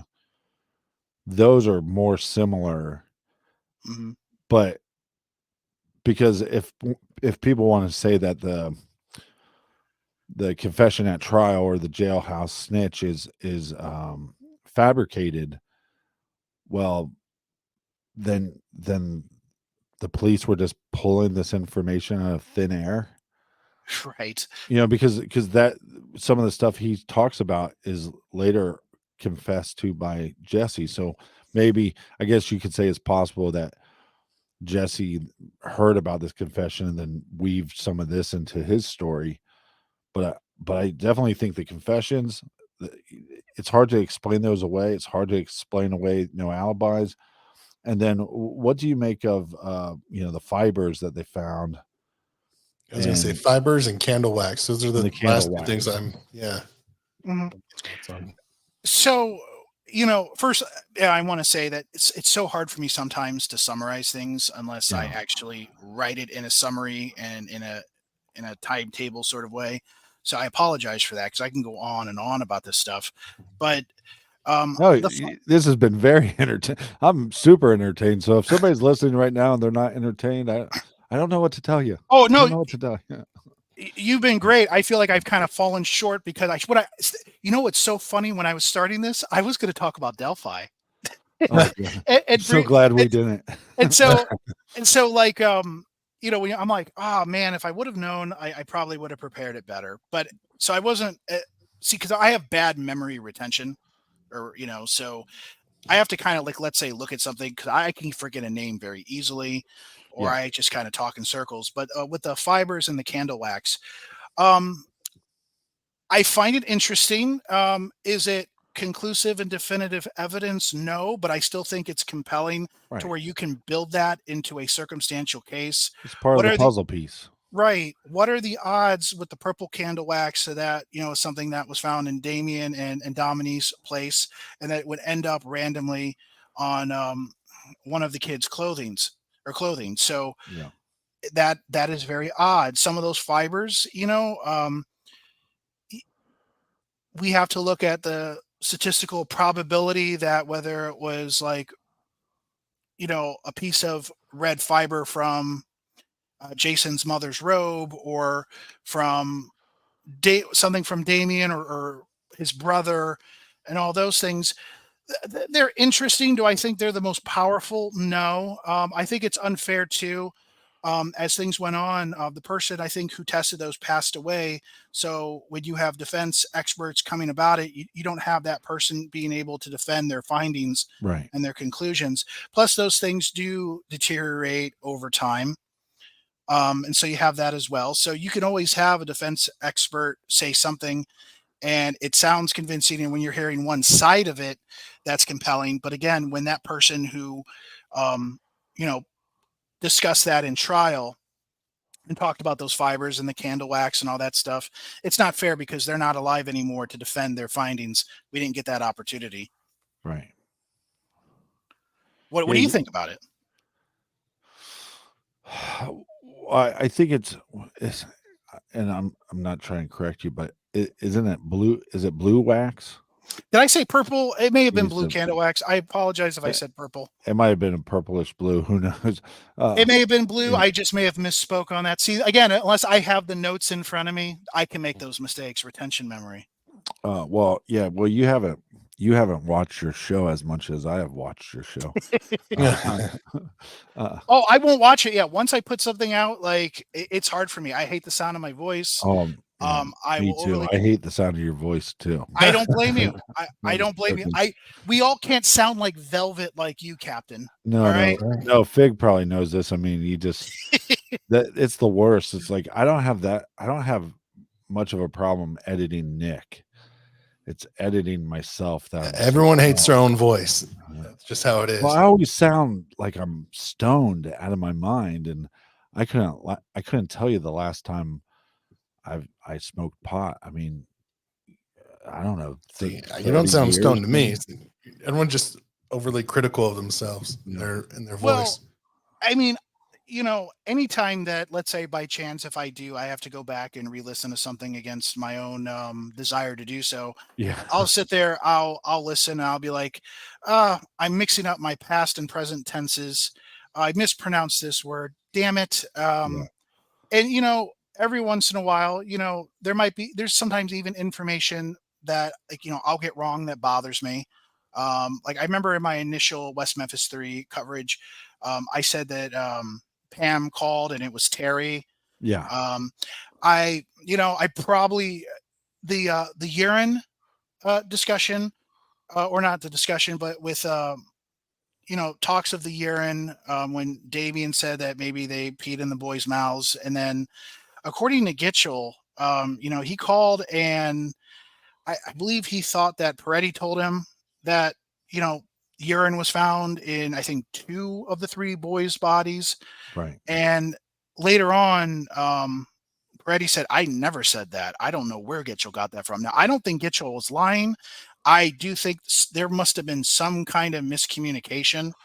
And I but added also that. that standing water. I mean, it's like it's hard to know if what. But regardless, it becomes a nothing burger if you can't Right. prove it. And so that's something where I'm like, maybe I shouldn't have used that as form of evidence. And so, those are things that I can sit here and talk to you guys about and go, yeah, that one, I kind of don't like that.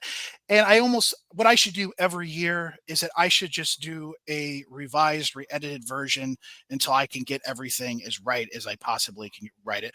But I do look at it this way. It's like, don't beat yourself up on it too much. Grade yourself on a scale. Yeah. If you're doing 80%, you're doing okay. But Well, I still I don't think like that 20% that I mess Right. up. I don't I think like that at all. But I also think it's the intent too. Right. Murder Sheet, I guess, a podcast that was strictly Delphi for a while.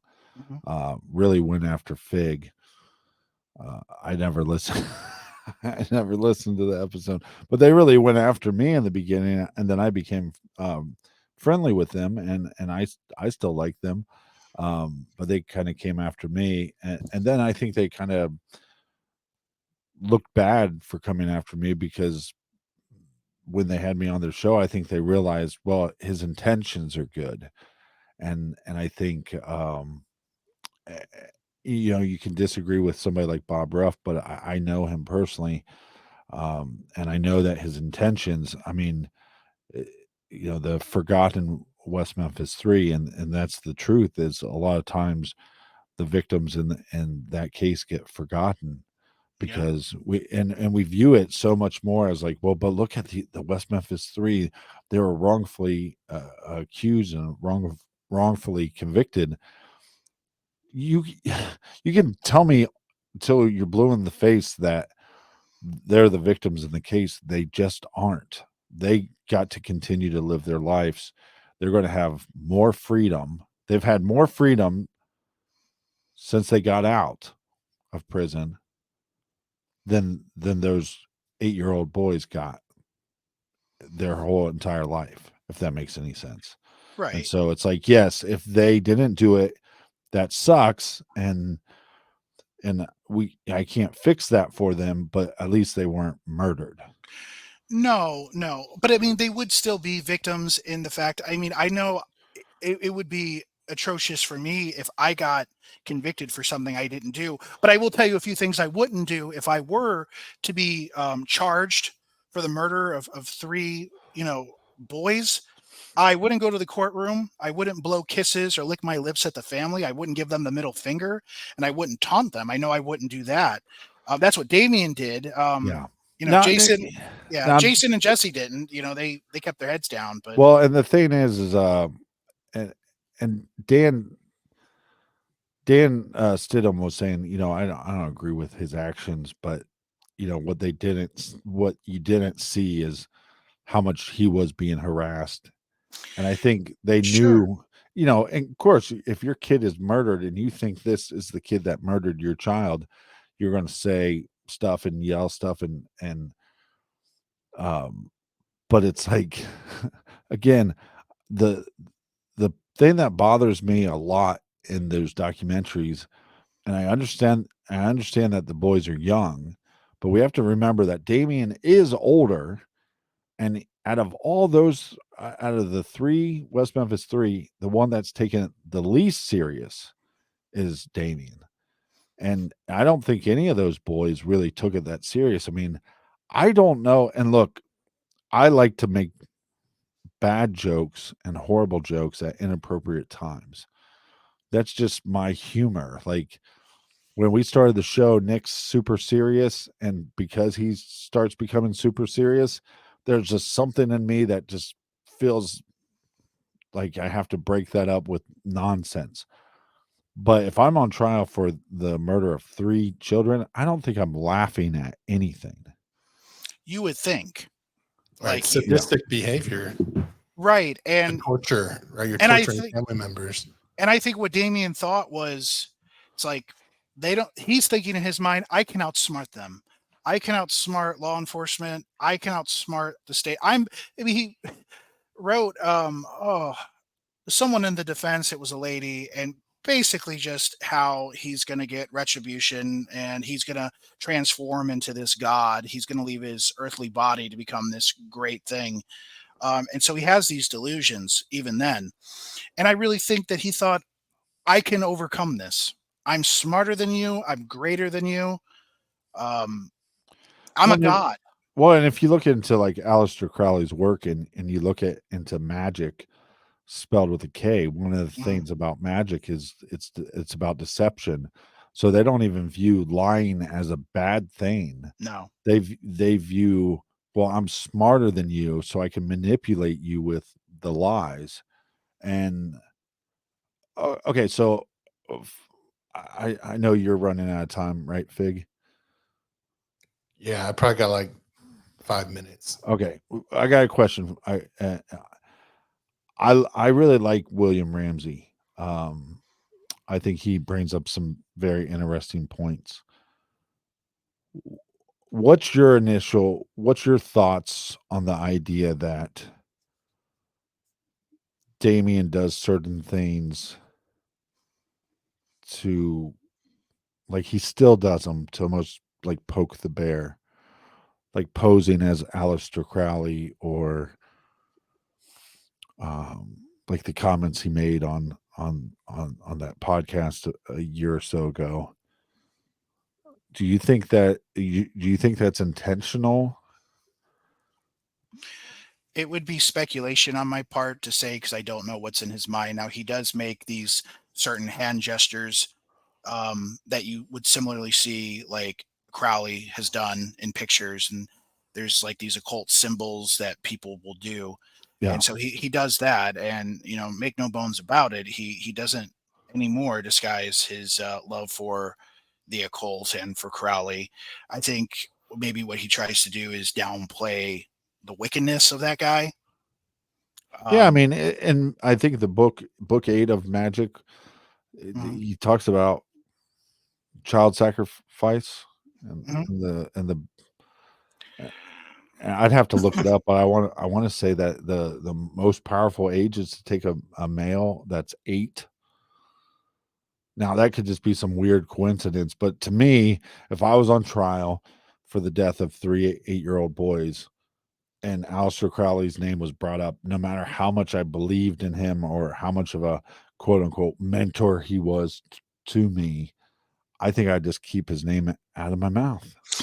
Yeah, well, that's what he initially tried to do, and then he got caught for it in trial. And now I just think it doesn't matter. I mean, what are they going to do? Arrest him for it? And this is Double something. jeopardy.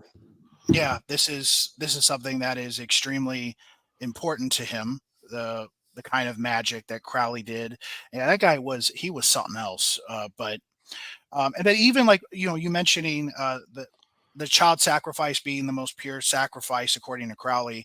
Well, you will have people that will try to say, well, he's not talking about child sacrifice. He's actually talking about um, masturbation. And even if that's true, let's just say Right. hypothetically, let's just say that's true. It's not an argument. That's not the way that Damien interpreted it in trial when he was being questioned. He agreed with the prosecutor, Brent Davis, when he talked about, and Crowley thinks that child sacrifice is the best kind of sacrifice. And, he said, yes. He didn't say, well, actually, if you really look into it, that's not what he's trying to say. He doesn't try to correct him at all. He agrees with it. And even when they talk about other things about Crowley, then you have Damien who jumps in and goes, well, he actually also thought he was a god. Well, Damien also thought that he was, either going to become a god, or when he drank blood, he felt like a god. Right. So it's really funny. And that's all documented. That's based on Damien's own word. That's not based on anyone else. Unless people are trying to insinuate that the medical professionals are lying. Because I do think there is a part of him that, let's hypothetically assume that they're innocent.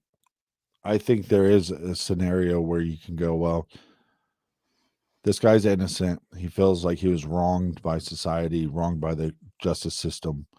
And so he's going to continue to poke the bear and throw out these little breadcrumbs here and there that, hey, I might have done it, for the rest of his life, because he enjoys the attention. Mm-hmm. And,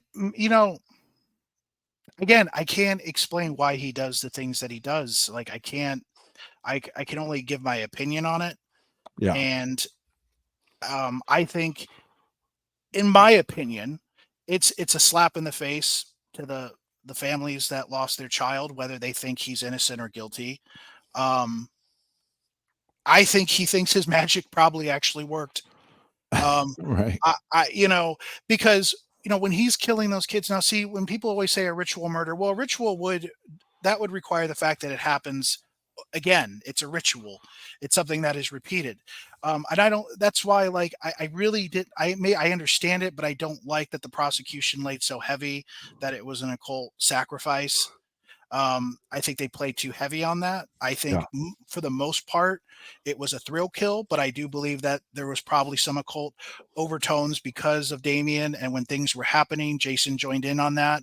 I don't believe that Jesse did, but I can't say that for sure because I wasn't there to see every single thing that happened. I have to base everything on the indirect evidence, the circumstantial evidence, on the things that happened. We have to rely on Jesse and what Damien said at the softball field and what Michael Carson said that Jason said.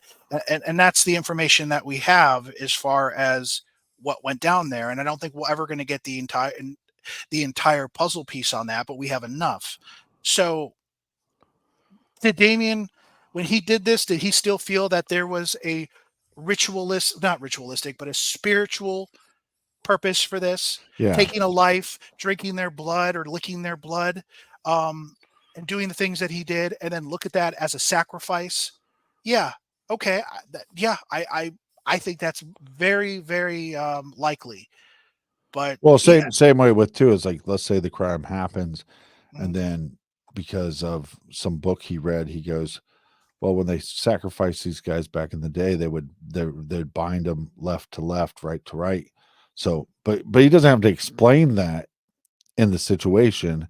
It's just, hey, let's tie their hands behind their back, and he says, no, do it this way, and then Yeah. that's the way they do it, and then they put them in the water, and then, again, spiritual, some kind of occult towards Damien's beliefs, but that doesn't mean Jesse or Jason had to even know what the purpose was by doing it that way. Right. And it wasn't planned. It's not like they had this event and lured the boys there. I mean, there's no evidence of that. It seems like a random encounter. Well, Damien, I believe he felt he was coming close to doing something like this. He may not have known it was going to happen on that day, Right. but I think he knew because he would discuss. I wonder what it's like to kill someone. Hey, it would probably be great if it was like, kill a bum. No one that anyone's going to miss. And having these different kind of talks, he would stalk people. Well, And I think but also there's escalation in the threats that he's making towards people. there's that as well. And I think we're getting close. And I do think that his manic state plays a big part in it. I do believe like he had a mental condition that was making him believe these things, or like what is in the exhibit 500, where whether he's doing it to be a smartass, but I don't think it's the case. I think that he's reacting to invisible external things, and I think he's going through these kind of crazy manic uh, things. Yeah. The fact that you would think that when you're writing to someone on behalf of the defense, it wasn't Val Price or the other guy, but it was someone. It was a lady related to that, or maybe it was actually related to Ron Lax. Maybe I've talked about it before. I'd have to like look at it, Yeah. but you know, he's writing her this batshit crazy thing about how he's feeling ready to get out of his skin and his body, and he's going to become a new force, and he's going to be the new Christ, and he's going to be the third person in history to write, in his mind, to be resurrected from the dead. Jesus, Lazarus, Damien Echles. And Yeah. all these people, he's going to make them pay for what they did. So, well, and see, I think it also goes with motive, because let's just say that all the mental illness was not mental illness. It was somebody looking to be somebody of importance. well, I think you can be both. Yeah. Yeah. Like, I think no one's going to be able to tell me that Charles Manson didn't have some form of mental illness. He absolutely did. And speaking of him and the Manson family and what happened, whether we want to believe that the things that happened because of Helter Skelter, or because Manson wanted to get back at a record producer who wouldn't produce his music. Yeah. It happened regardless of what the reason is. And in court, you don't need motive. The motive doesn't have to be proven for the case. You just have to prove that it happened. So whether we want to believe it's a ritual sacrifice or a thrill kill, well, yeah, you want it to be as factually accurate as possible. That's what you want. You still just want to make sure that the people who were convicted for the crimes did it, based on whatever evidence that you had. And, the evidence at that time, look, a lot of that evidence was washed away in that muddy ditch bank. Well, that's the Um, thing, though, and even with the Delphi, a lot of people will ask once Richard Allen was arrested, well, what's his motive? And it's like, well, who cares? if we can right, if we can prove he was at that crime scene and he's telling law enforcement I wasn't at that crime scene, well, that becomes a big problem for him. We don't have to get inside the mind of these psychos and try to justify or make some rationalization for why they did what they did. right. Because there's a lot of killers that do things and they don't give their motive as to why. And look too, like, hey, maybe we will find out his motive if any of those 30 confessions become eventually released. I would assume that the prosecution is going to use at least some of those in trial. So maybe we will find out. Maybe we won't. I don't know. Yeah. But I agree with you. It's not something we have to know. We just need to know that they did it, and there's sufficient evidence to prove that. Whether it's great if we have DNA, if we have it, use it, or if it's the indirect circumstantial evidence, if we have it, use it. People Well, don't realize. and that's one of the things that I think is a problem, and Fig probably knows this now too, with crimes or these cases that it's almost like the public. I mean, this nonsense about Scott Peterson. I mean, come on. It's like we have like at some point you just have to go. There's 100 pieces of the puzzle. In the Scott Peterson case, we have 95 of them. We're missing 5 pieces. You can tell me, that the puzzle piece makes a giant douchebag, Yeah. but in the same way with Richard Allen, like maybe we don't have as many of the puzzle pieces. Well, we don't know them yet, but I think that's why you have cases like, and I think if people actually went back through the case files, I think you have more pieces of the puzzle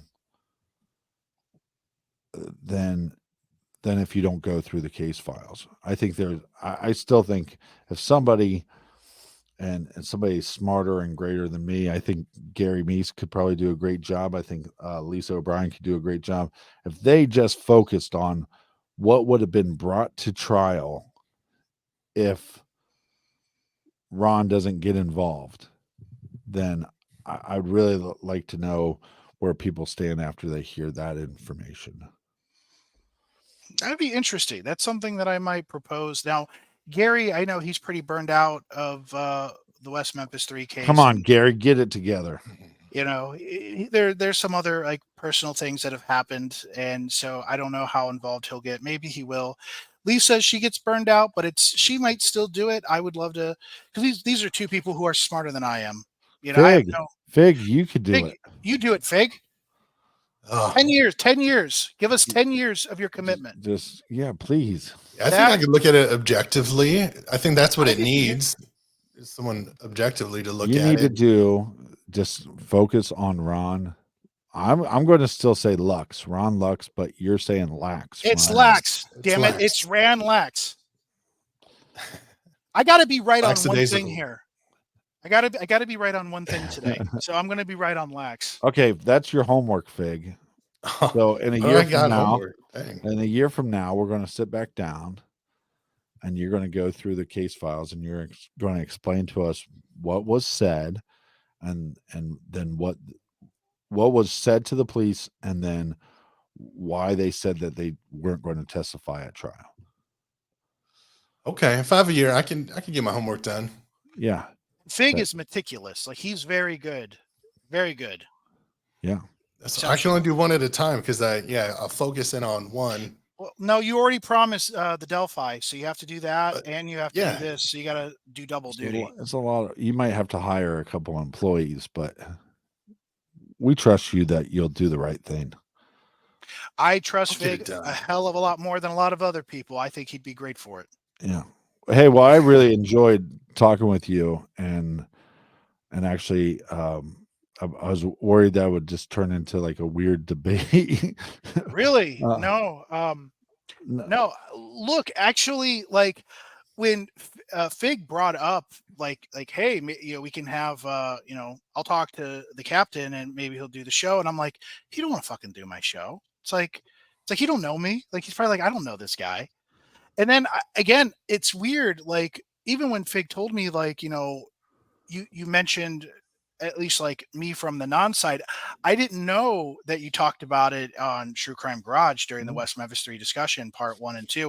And the first thing that I heard as well, not the first thing, but the thing that was related to me, and I don't know if you know it, but like when you brought up the person who threw a rock over a bridge on a car and then wearing Detroit Lions gear.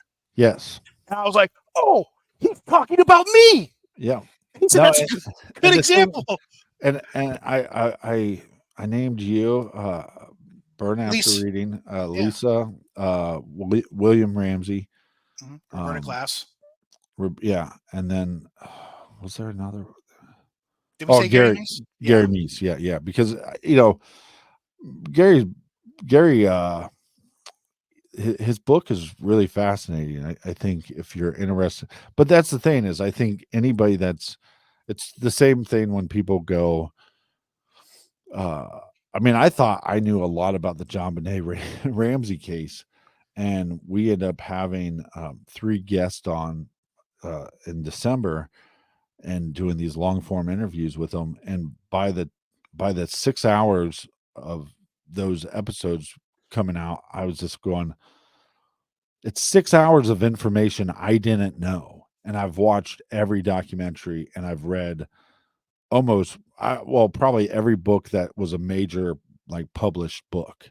Like I don't think I read any self-published books on John Benet's case, but I thought I knew so much about the case. And then we do these 3 interviews that totaled about 6 hours long. And so if you would ask me in December, how much do you know about the John Benet case? I'd say out of 10, I probably know 70% or 80% of the case. And then after we did those interviews, I'm like, I don't know, maybe I know 20%. There's so much. I mean, I learned so much more, but it just made me, and I feel the same way with the West Memphis 3 case. The more I learn, the more I feel like there's all these things that I don't know. Does that make any sense at all?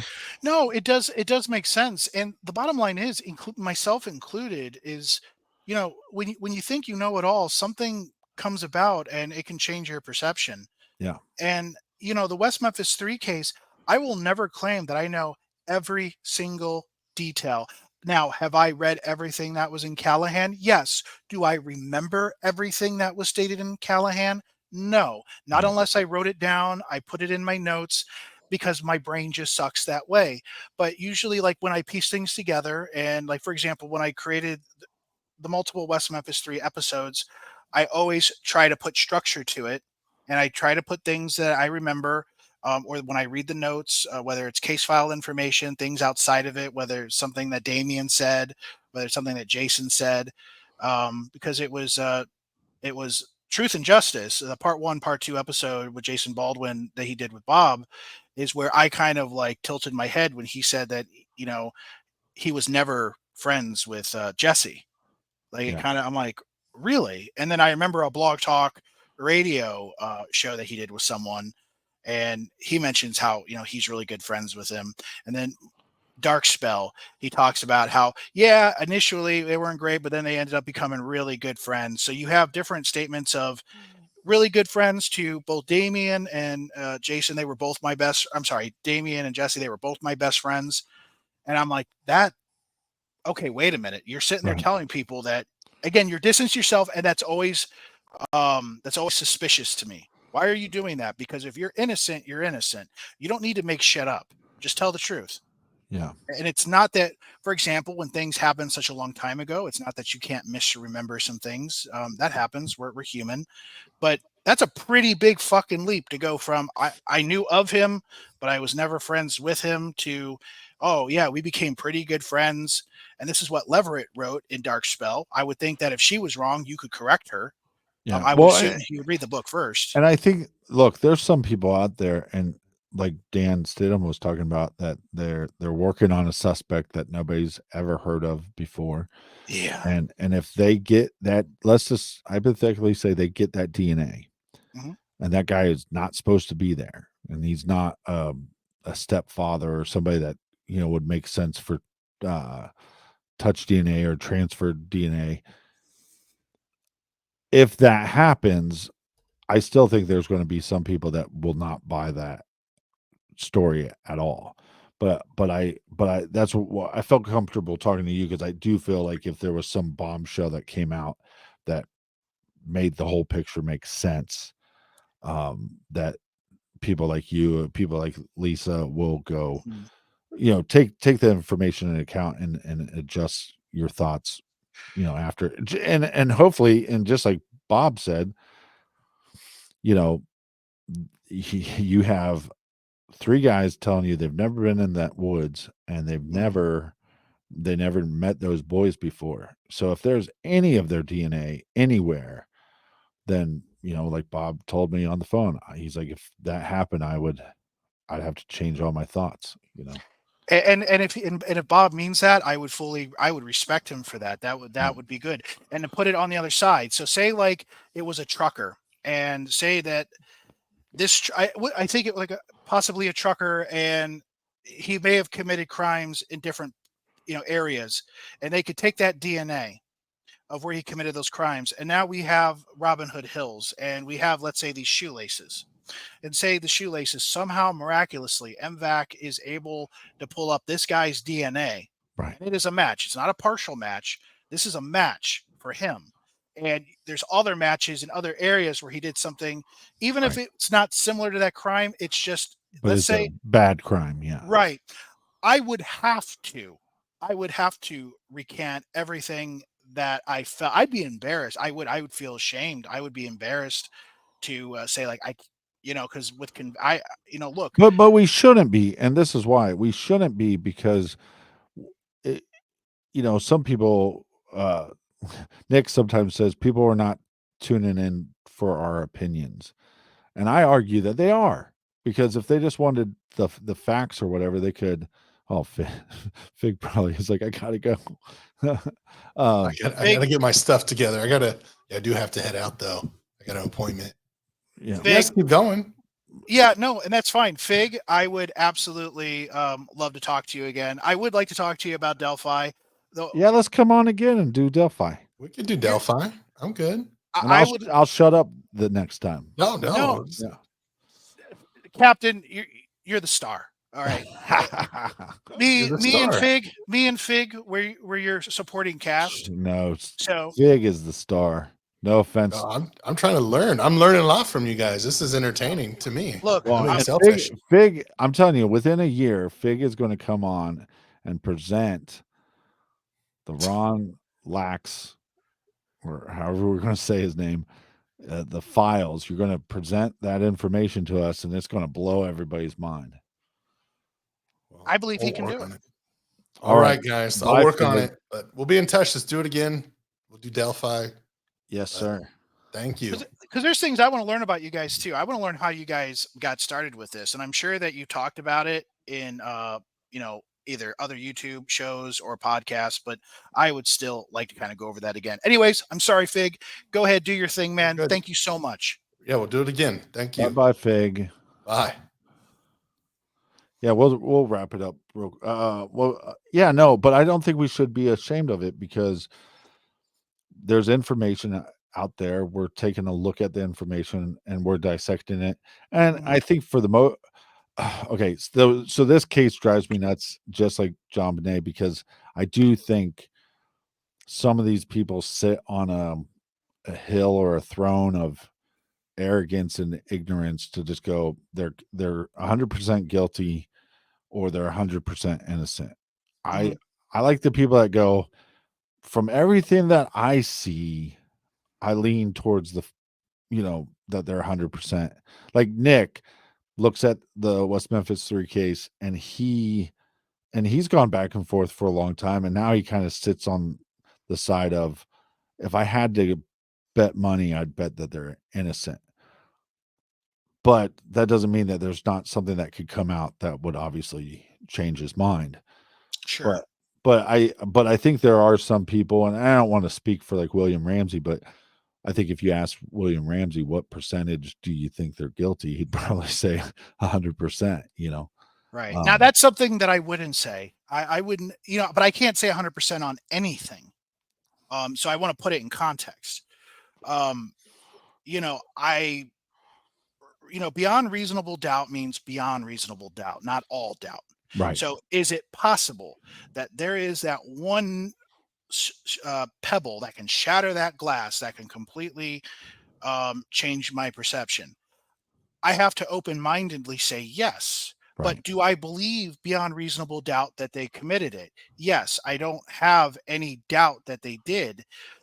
But when I say ashamed, it's because I do feel very passionately that they did committed the crimes, and I do believe that a lot of people were misled by them, and then of course the people who perpetuated it, whether it be filmmakers, podcasters, authors, what have you, who perpetuate that, whether innocently or not, it's still being done, and that, like, if I was wrong, for example, when I really deep dived into it and I came to the conclusion that they were guilty, one of the first people I reached out to was Terry Hobbs, and I sent him a message. I was like, he's on Facebook. I don't know how he's going to take to it, but I just said, hey, you don't know me. I never, as far as you know, I never did anything to you, but I thought you were guilty for a good couple of years. I was convinced that you were the guy who did it. And I want to apologize, even though I never told you, I never publicly went out there and crucified you. I believed in my heart you were guilty. Yeah. And I'm so sorry. And I do not believe, and I believe, and tell you the truth, I think even the West Memphis Three pulled away from it. Damien, he thinks it's a police officer or someone who's related. Yeah, but and that's my other problem with the narrative is, here's these guys that were accused of something that they didn't do, and then you go, well, and Paradise Lost 2 and The Devil's Knot, the number one suspect becomes Mark Byers, and then in Paradise Lost 3 and West of Memphis, the scapegoat becomes Hobbs, and now, then in 2011, it was somebody else. We have some evidence, and we're going to argue that it's going to be, we have enough evidence to start pointing. Now, I believe that person was probably still Terry Hobbs. That's who they were trying to pin this on. But let's just say it was somebody else. Now we got a third person. And now this interview that he does a year ago, Damien does a year ago, he's basically saying, well, we think it might be somebody that's connected to the police department. Now, here's my problem, because my father was a detective. So, this idea that there's a department of guys that signed up to serve and protect, and a lot of these guys, especially in the 90s, police officers weren't making that much money. This was a service job, right? Now police officers are making a little bit more money, but to have this thought that a cop did something so bad, like killed 3 innocent boys, and that a whole department and then a whole justice system and prosecutors and all these people, that when I'm not saying that they don't become a little corrupt. I'm not saying that they don't look after their own a little bit. And I'm not saying that the job doesn't wear on them. But to have this whole system conspiring against these 3 boys, and basically the way Damien made it seem was like, yeah, that, like, probably other officers knew that this guy did it. And it's like, that just doesn't happen. If my father knew a police officer killed 3 8-year-old boys, he is not sticking up for him. He's not risking his job. He's not risking his livelihood, putting food on the table for his kids. He's not risking that for a piece of shit individual that killed three boys. Yeah, and what they also fail to realize too is that these detectives and these officers too, they had to dredge through that ditch bank after I believe they found it was Michael Moore, and so they had to go, and that was very hard for them because that's not something they saw every day. It's not like they were in New York City that a dead body is a dime a dozen, and that's not to devalue anyone. Right. It just wasn't something that was common in West Memphis, let alone children, and how it actually happened. They took it personally, but they didn't zero in on just one person. They try to look into everything that they possibly could.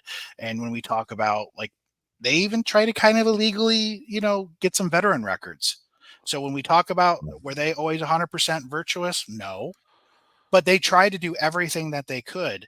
And when people talk about coerced confessions or forced confessions, false confessions, what have you, what happened to Morgan and was it Holland? Or Morgan and Holland in Oceanside, California. That is a textbook thing of, I don't agree with how those detectives did what they did. There's a lot of things wrong there. So No, and I think because of that forced confession, then people try to take that same energy and put it onto Jesse's confession. And I'm like, it's two different scenarios. right. But if the cops wanted to just pin it on someone, bam, they had a little mini confession there. Now, granted, when we talk about immediately recanting, he immediately recanted. Yeah. And so, that was different, but still. So if somebody could write a book about this case, but it had to be 100% truthful, but it couldn't be any of the West Memphis Three. Mm-hmm. Who would you like? Whose book do you think would be the most fascinating? Just like if I could choose a person to write it and is that what you're asking? Yeah, like Dan Stidham wrote a book. Gitchell never wrote a book, did he? No, he didn't. I would love to hear, or I'd love to read Brent Davis's side. I think that would be fascinating because in my opinion, I think that if Brent Davis wasn't elected as judge and didn't leave as state prosecutor, I don't think we see a Alford plea. I think he would have been like, we're going to the evidentiary hearing and then we can talk business after. Again, that's speculation, but that's why I would love to either hear or read what Brent Davis thinks today. I think, to me, that would be the most fascinating. Fogelman too, but Brent Davis, I just like Brent Davis a little bit better. Now, again, I'm making this crazy hypothetical that they would have to tell the truth, or it would have to be a true story. Hutchinson.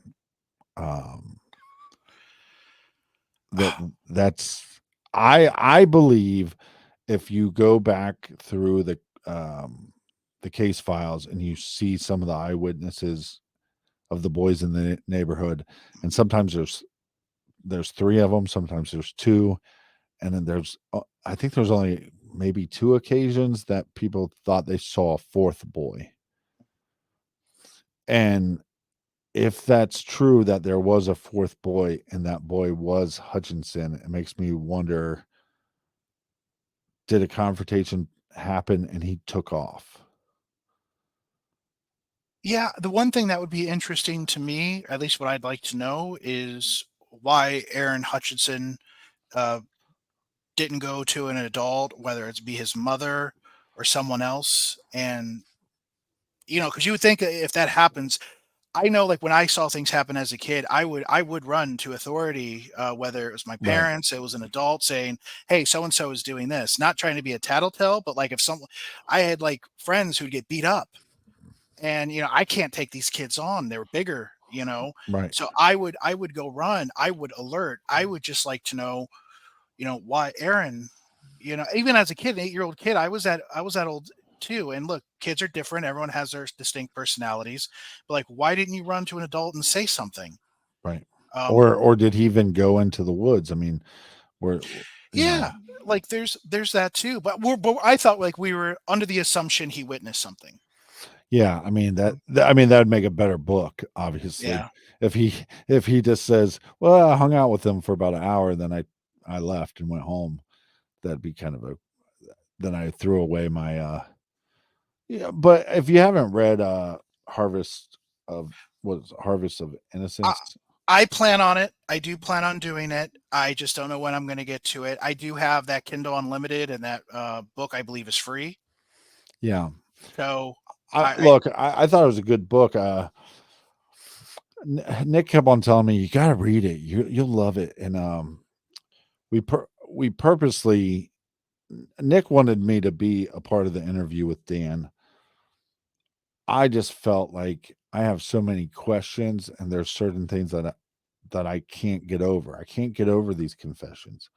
Mhm. I can't get over the no alibis. I can't get over, but I also can't get over like the steadfast the way Jason has said he's innocent. He's claimed his innocence for as long as I've known of the case. Which I think his actions then could make you question the jailhouse confession. Okay, that's possible. There's just certain things I can't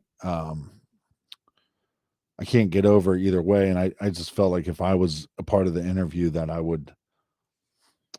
don't know that it possibly could turn into a debate or something, and we Right. wanted to have him on the show to talk about his book, what's in the book, and his thoughts, and not get into this huge debate about because like Right. I'd love to interview Damien Echles, Oh, so would I. you know, and and not in a mean way, but just like, do you say these things on purpose, or do you believe in these things? And did you know who Aleister Crowley was at trial, or was it the way you tried to present it, as you didn't really know who he was, but because of this traumatic event that you decided that you need to look into him, and then explain to me like I'm a 5-year-old how any of his belief system makes sense to you. Um, Yeah. And believe it or not, it wouldn't be my intention to try to be mean to Damien, because if you're trying to interview someone, trying to be purposefully combative, well, it's not going to work out very well. But no, but thing is, there are questions that are factually lies, and I would have to ask the direct question: why did you lie and say that you lived 14 miles away from the crime scene at the time that all this stuff occurred? yeah, When you lived at was it Broadway Trailer Park? It was what's that name of that trailer park? But it was 2 miles less, about give or take about 2 miles away. It's south. It was south of. It's in West Memphis, but south of the crime scene. right, And I think it's Broadway, but I could be confusing it with the other ones. Again, if I had my notes, I know it. But anyways, I would ask, like, why did you lie? Why did you lie about never knowing anything about those woods? And even in one of your books, you wrote about it and how you said you would look into those woods and they would creep you out. Like, so why all these different stories? Why do you yeah. feel that way? Are, can you admit maybe you're a compulsive liar? Yeah, Because yeah, and are these lies, or are these things that you have changed your mind on? Or I mean, it's like before. Well, I never said that at the softball mm, park, and then, well, maybe I did say that, but I was just joking. Well, which one which one is it? And if you were joking, is that funny? And also, I'd love to know if he was the guy that called the police department and said, I killed them 3 boys, because my understanding, but don't quote me on it and don't bet your money on it. My understanding when that call was made, I think he was still at the police department. I could be wrong, but I believe that's my understanding of it. right, Either way, since the call is inconclusive, like, it's kind of like anyone that says down the hill, like with the recording of that, and people who try to match it up with many different people in the past, and now they try to match it up with Richard Allen.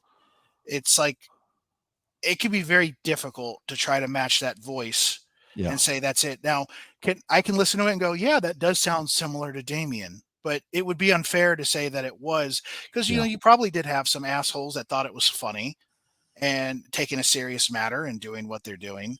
Um, but I can always try to get more clarification on that, but But the thing though too is he could have made that call and still be innocent of the crimes, because if you just look at the type of person he was, he would have been somebody that would have found it funny.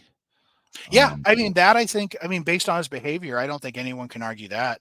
He would at least found it whimsical and humorous. That's true. But I will say, like, I don't think that was him, but could it have been? Maybe, but Yeah. like I said, it wasn't anything used in trial. So I try to do my best to be like, just focus what was in the trial. And yeah, I will focus on outside things after the fact, or like when Lee Rush, talked about Jesse, like his wailing behaviors, after the murder and before he was arrested for it when he confessed. Like I'll talk about those things, but when it's necessary, because sometimes like you do have to look at outside factors and not just what was in Did you ever trials. see the TV show Friday Night Lights? Yeah, that was the high school football stuff. Yeah. And was it? Yeah, I remember it. There was a movie, and then I think there was a TV series, but I didn't watch it. So, but in the show, weirdly, they thought it was just going to be one season. I think it turned out to be 5, but in the first season, they just thought it was going to be 1, and they had this storyline where there was a murder, but it was clearly self-defense. But all the actors and even writers on the show kept on trying to tell the head honchos, this story doesn't make sense with, this is like a whole separate thing. Well, they didn't tell it the first season, so they ended up telling it the second season. And that boy in the show just carries this weight on him and it was self-defense. It was clearly self-defense, but he was convinced that he killed the guy and he should be punished for it. And it just weighed on him. And that's one of the other things I can't get over is I think there's pretty clear and sufficient evidence to prove that there was something weighing on Jesse Miskelly. I think so. I think the crying fits that Lee Rush heard, I think what she heard was him having these night terrors, or of what happened. Because again, he's holding it as a secret. Now, is it enough for him to just go to the police station and be like, look, I gotta tell you guys straight up, I was involved in something that was way over my head? No, that had to be forced out of him. But even when he did talk about it, he started crying like it was like a weight lifted off his shoulders by actually confessing it and saying what happened. Well, that's my question. That's my thing about the multiple confessions is I think if those crime fits are connected to the murders and confessing to feel better and to get the weight lifted off your shoulders, that there was something that he didn't understand, that every time he confessed, that I think he thought that something was going to happen. Like, I'm going to confess, and maybe by confessing, they're going to let me go. Or maybe by confessing that they're going to just, there's not going to be a trial for Damien and Jason. Like, I think in his brain, he thought that something was going to, like, there was going to be some kind of monumental thing. Or that even by confessing, it was going to, get rid of these bad thoughts and get, fix the way his, my brain's just going to go back to the way it was before the crime. And it never did. And that would explain the multiple confessions, because then he's like, well, I got to confess again. And maybe I got to tell more of the truth. And if I keep doing that, then maybe I can let this go. Because it's very strange. Again, if you have one confession and one recanting, then you can go, you could flip a coin.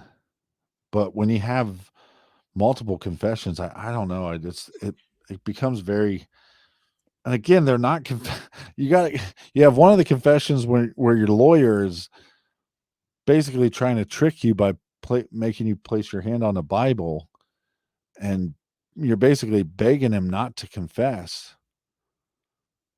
and he still does it. It's Yeah, and says because I want something done about it. And I also think maybe initially, and I'm speculating, when, again, it's not abnormal when someone is confessing to minimize their involvement. Um, it's very possible that he felt like, because I was like, look, I didn't go there to murder those boys, but they did, and I'm pissed off because they put me in a situation, and it is, I, I haven't said anything, but now I'm a part of it, so I got to say something, but I'm going to minimize possibly my role by just basically pointing to you guys and just say, and then I left, and that's what happened. yeah, Um, and then we realized, no, he was more involved. Again, we'll never know unless Jesse decides to, let's say, be fully candid and decides to come out and say, look, here's the deal. This is what happened, which I don't think we'll ever have. I'd be no, surprised. But I don't believe that Jesse went into there to murder. At least I don't think. Or if it did happen, it just when you're in the middle of something, regardless of what it is, as extraordinary, you might think like, "Wow, I'm way over my head in doing this. Like this was not what I thought it would be." yeah, Like people get themselves in all kind of weird situations. Like you always, not to be gross, but when you hear about people talking about threesomes, oh, a threesome, that would be great. Then they're in it and they're like, oh, that was not what I thought it was going to be. no, I did not like, I was jealous, or I was this, or I was right, insecure, all those different things. And I know that's a weird way to compare it, but in his mind, they like, yeah, if we see these kids, we're gonna fuck them up and kill them. And Jesse's like, yeah, fuck yeah, sure. And then as it's going on, you're like, oh, that is not what I thought it would be. When you're in the middle of it, that's a possibility. But I think personally, Jesse had no idea that that was going to be what it was going to be. yeah, and again, I think it's very possible any young, I'd say probably more likely a young boy. We know that scenario. We know that elementary school to high school, we were riding our bikes around one time. We were probably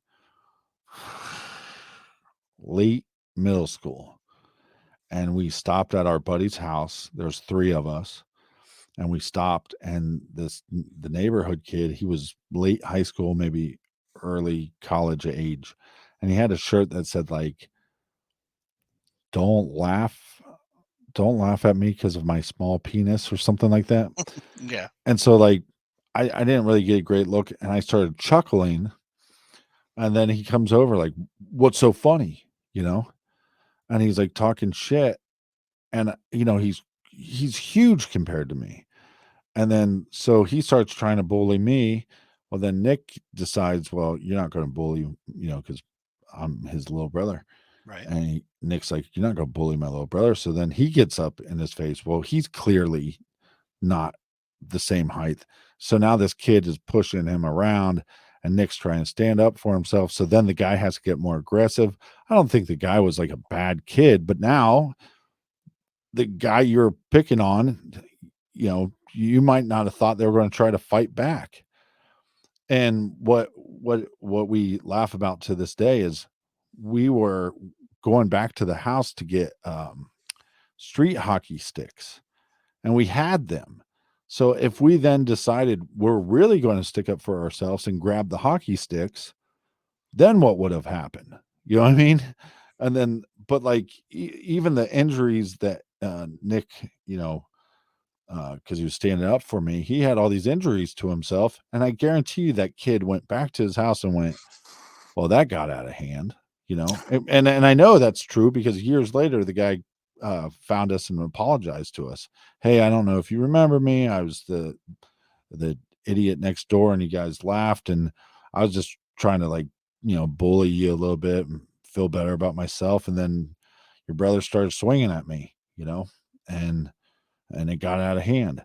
And it's like same thing could have happened.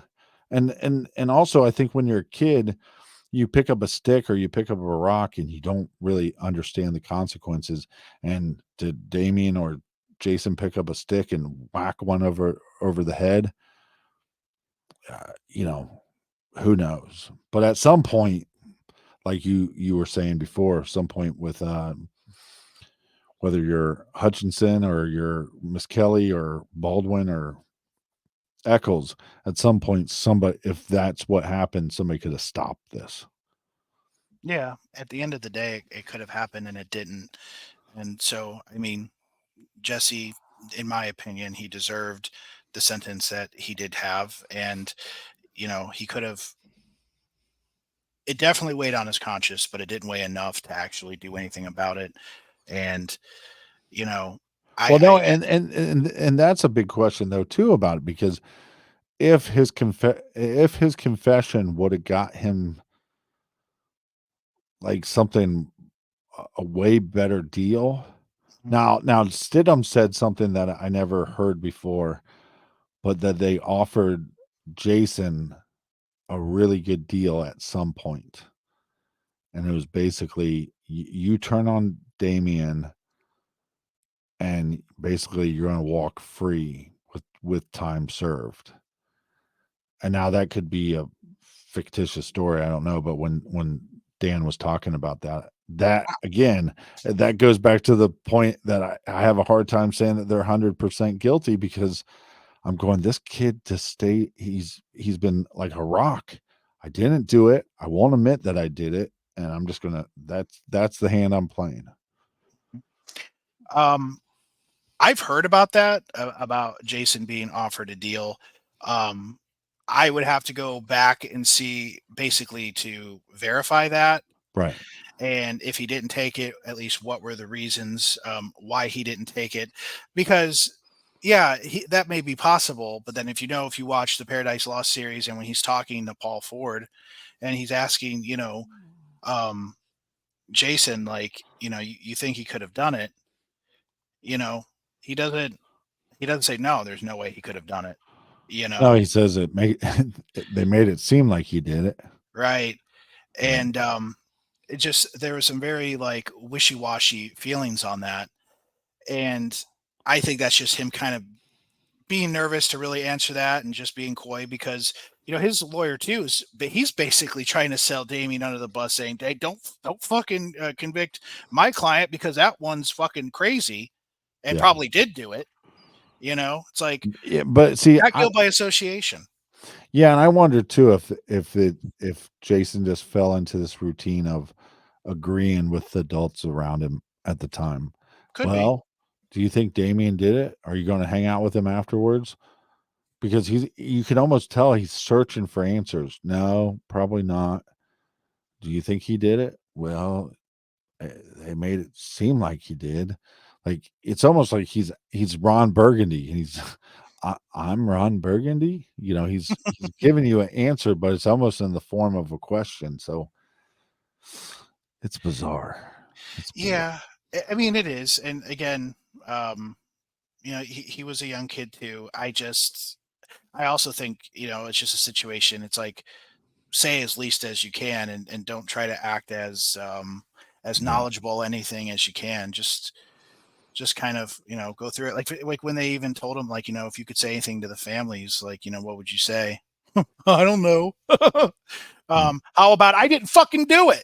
Yeah. You could say, I'm so sorry for their loss. Like, that's terrible, but I didn't do it. Now, granted, later, of course, he says that, but I just mean at that moment. And again, Yeah. are we putting too much on an awkward 16-year-old kid? Yeah, maybe. Maybe we're Monday morning quarterbacking the thing a little bit. Or at least I am. Yeah. And those things in itself doesn't say, see, that's proof of guilt. No, it's just oddities. Yeah. That's all that it is.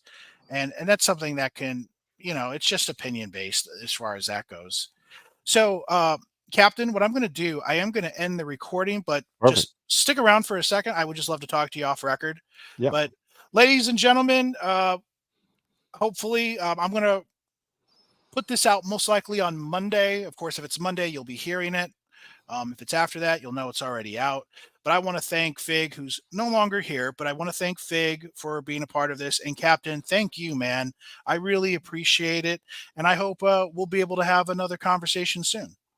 Yeah. And then next time we'll get Bob Ruff to come on, and I'll be the guy making sure everybody stays in their corners. No, I appreciate everything, and I look. I know I've gone to you many times when I'm looking for information about this case, and I think that's doing important work. And so I appreciate all the time and effort that you put into this case and other cases as well. I appreciate that, Captain. Again, I didn't feel like I was on my A game today, but that's just because I was in a different course. That's not your fault. That's what you wanted It's to talk Fig's about. fault. It's Fig's. You know, I just wish I had that kind of muscle memory like everyone does. Some things I do, and then other times I don't. It's just that this case is so vast and there's Yes. so much information. If I don't know what I'm talking about, and if I don't have my notes in front of me, like I just feel like I kind of spin my wheels just a little bit. I think you But did a good job. well, I appreciate it. So, ladies and gentlemen, I'm Rick. That's the captain. Fig's no longer here, but we'll catch your ass down the road. Have a good one.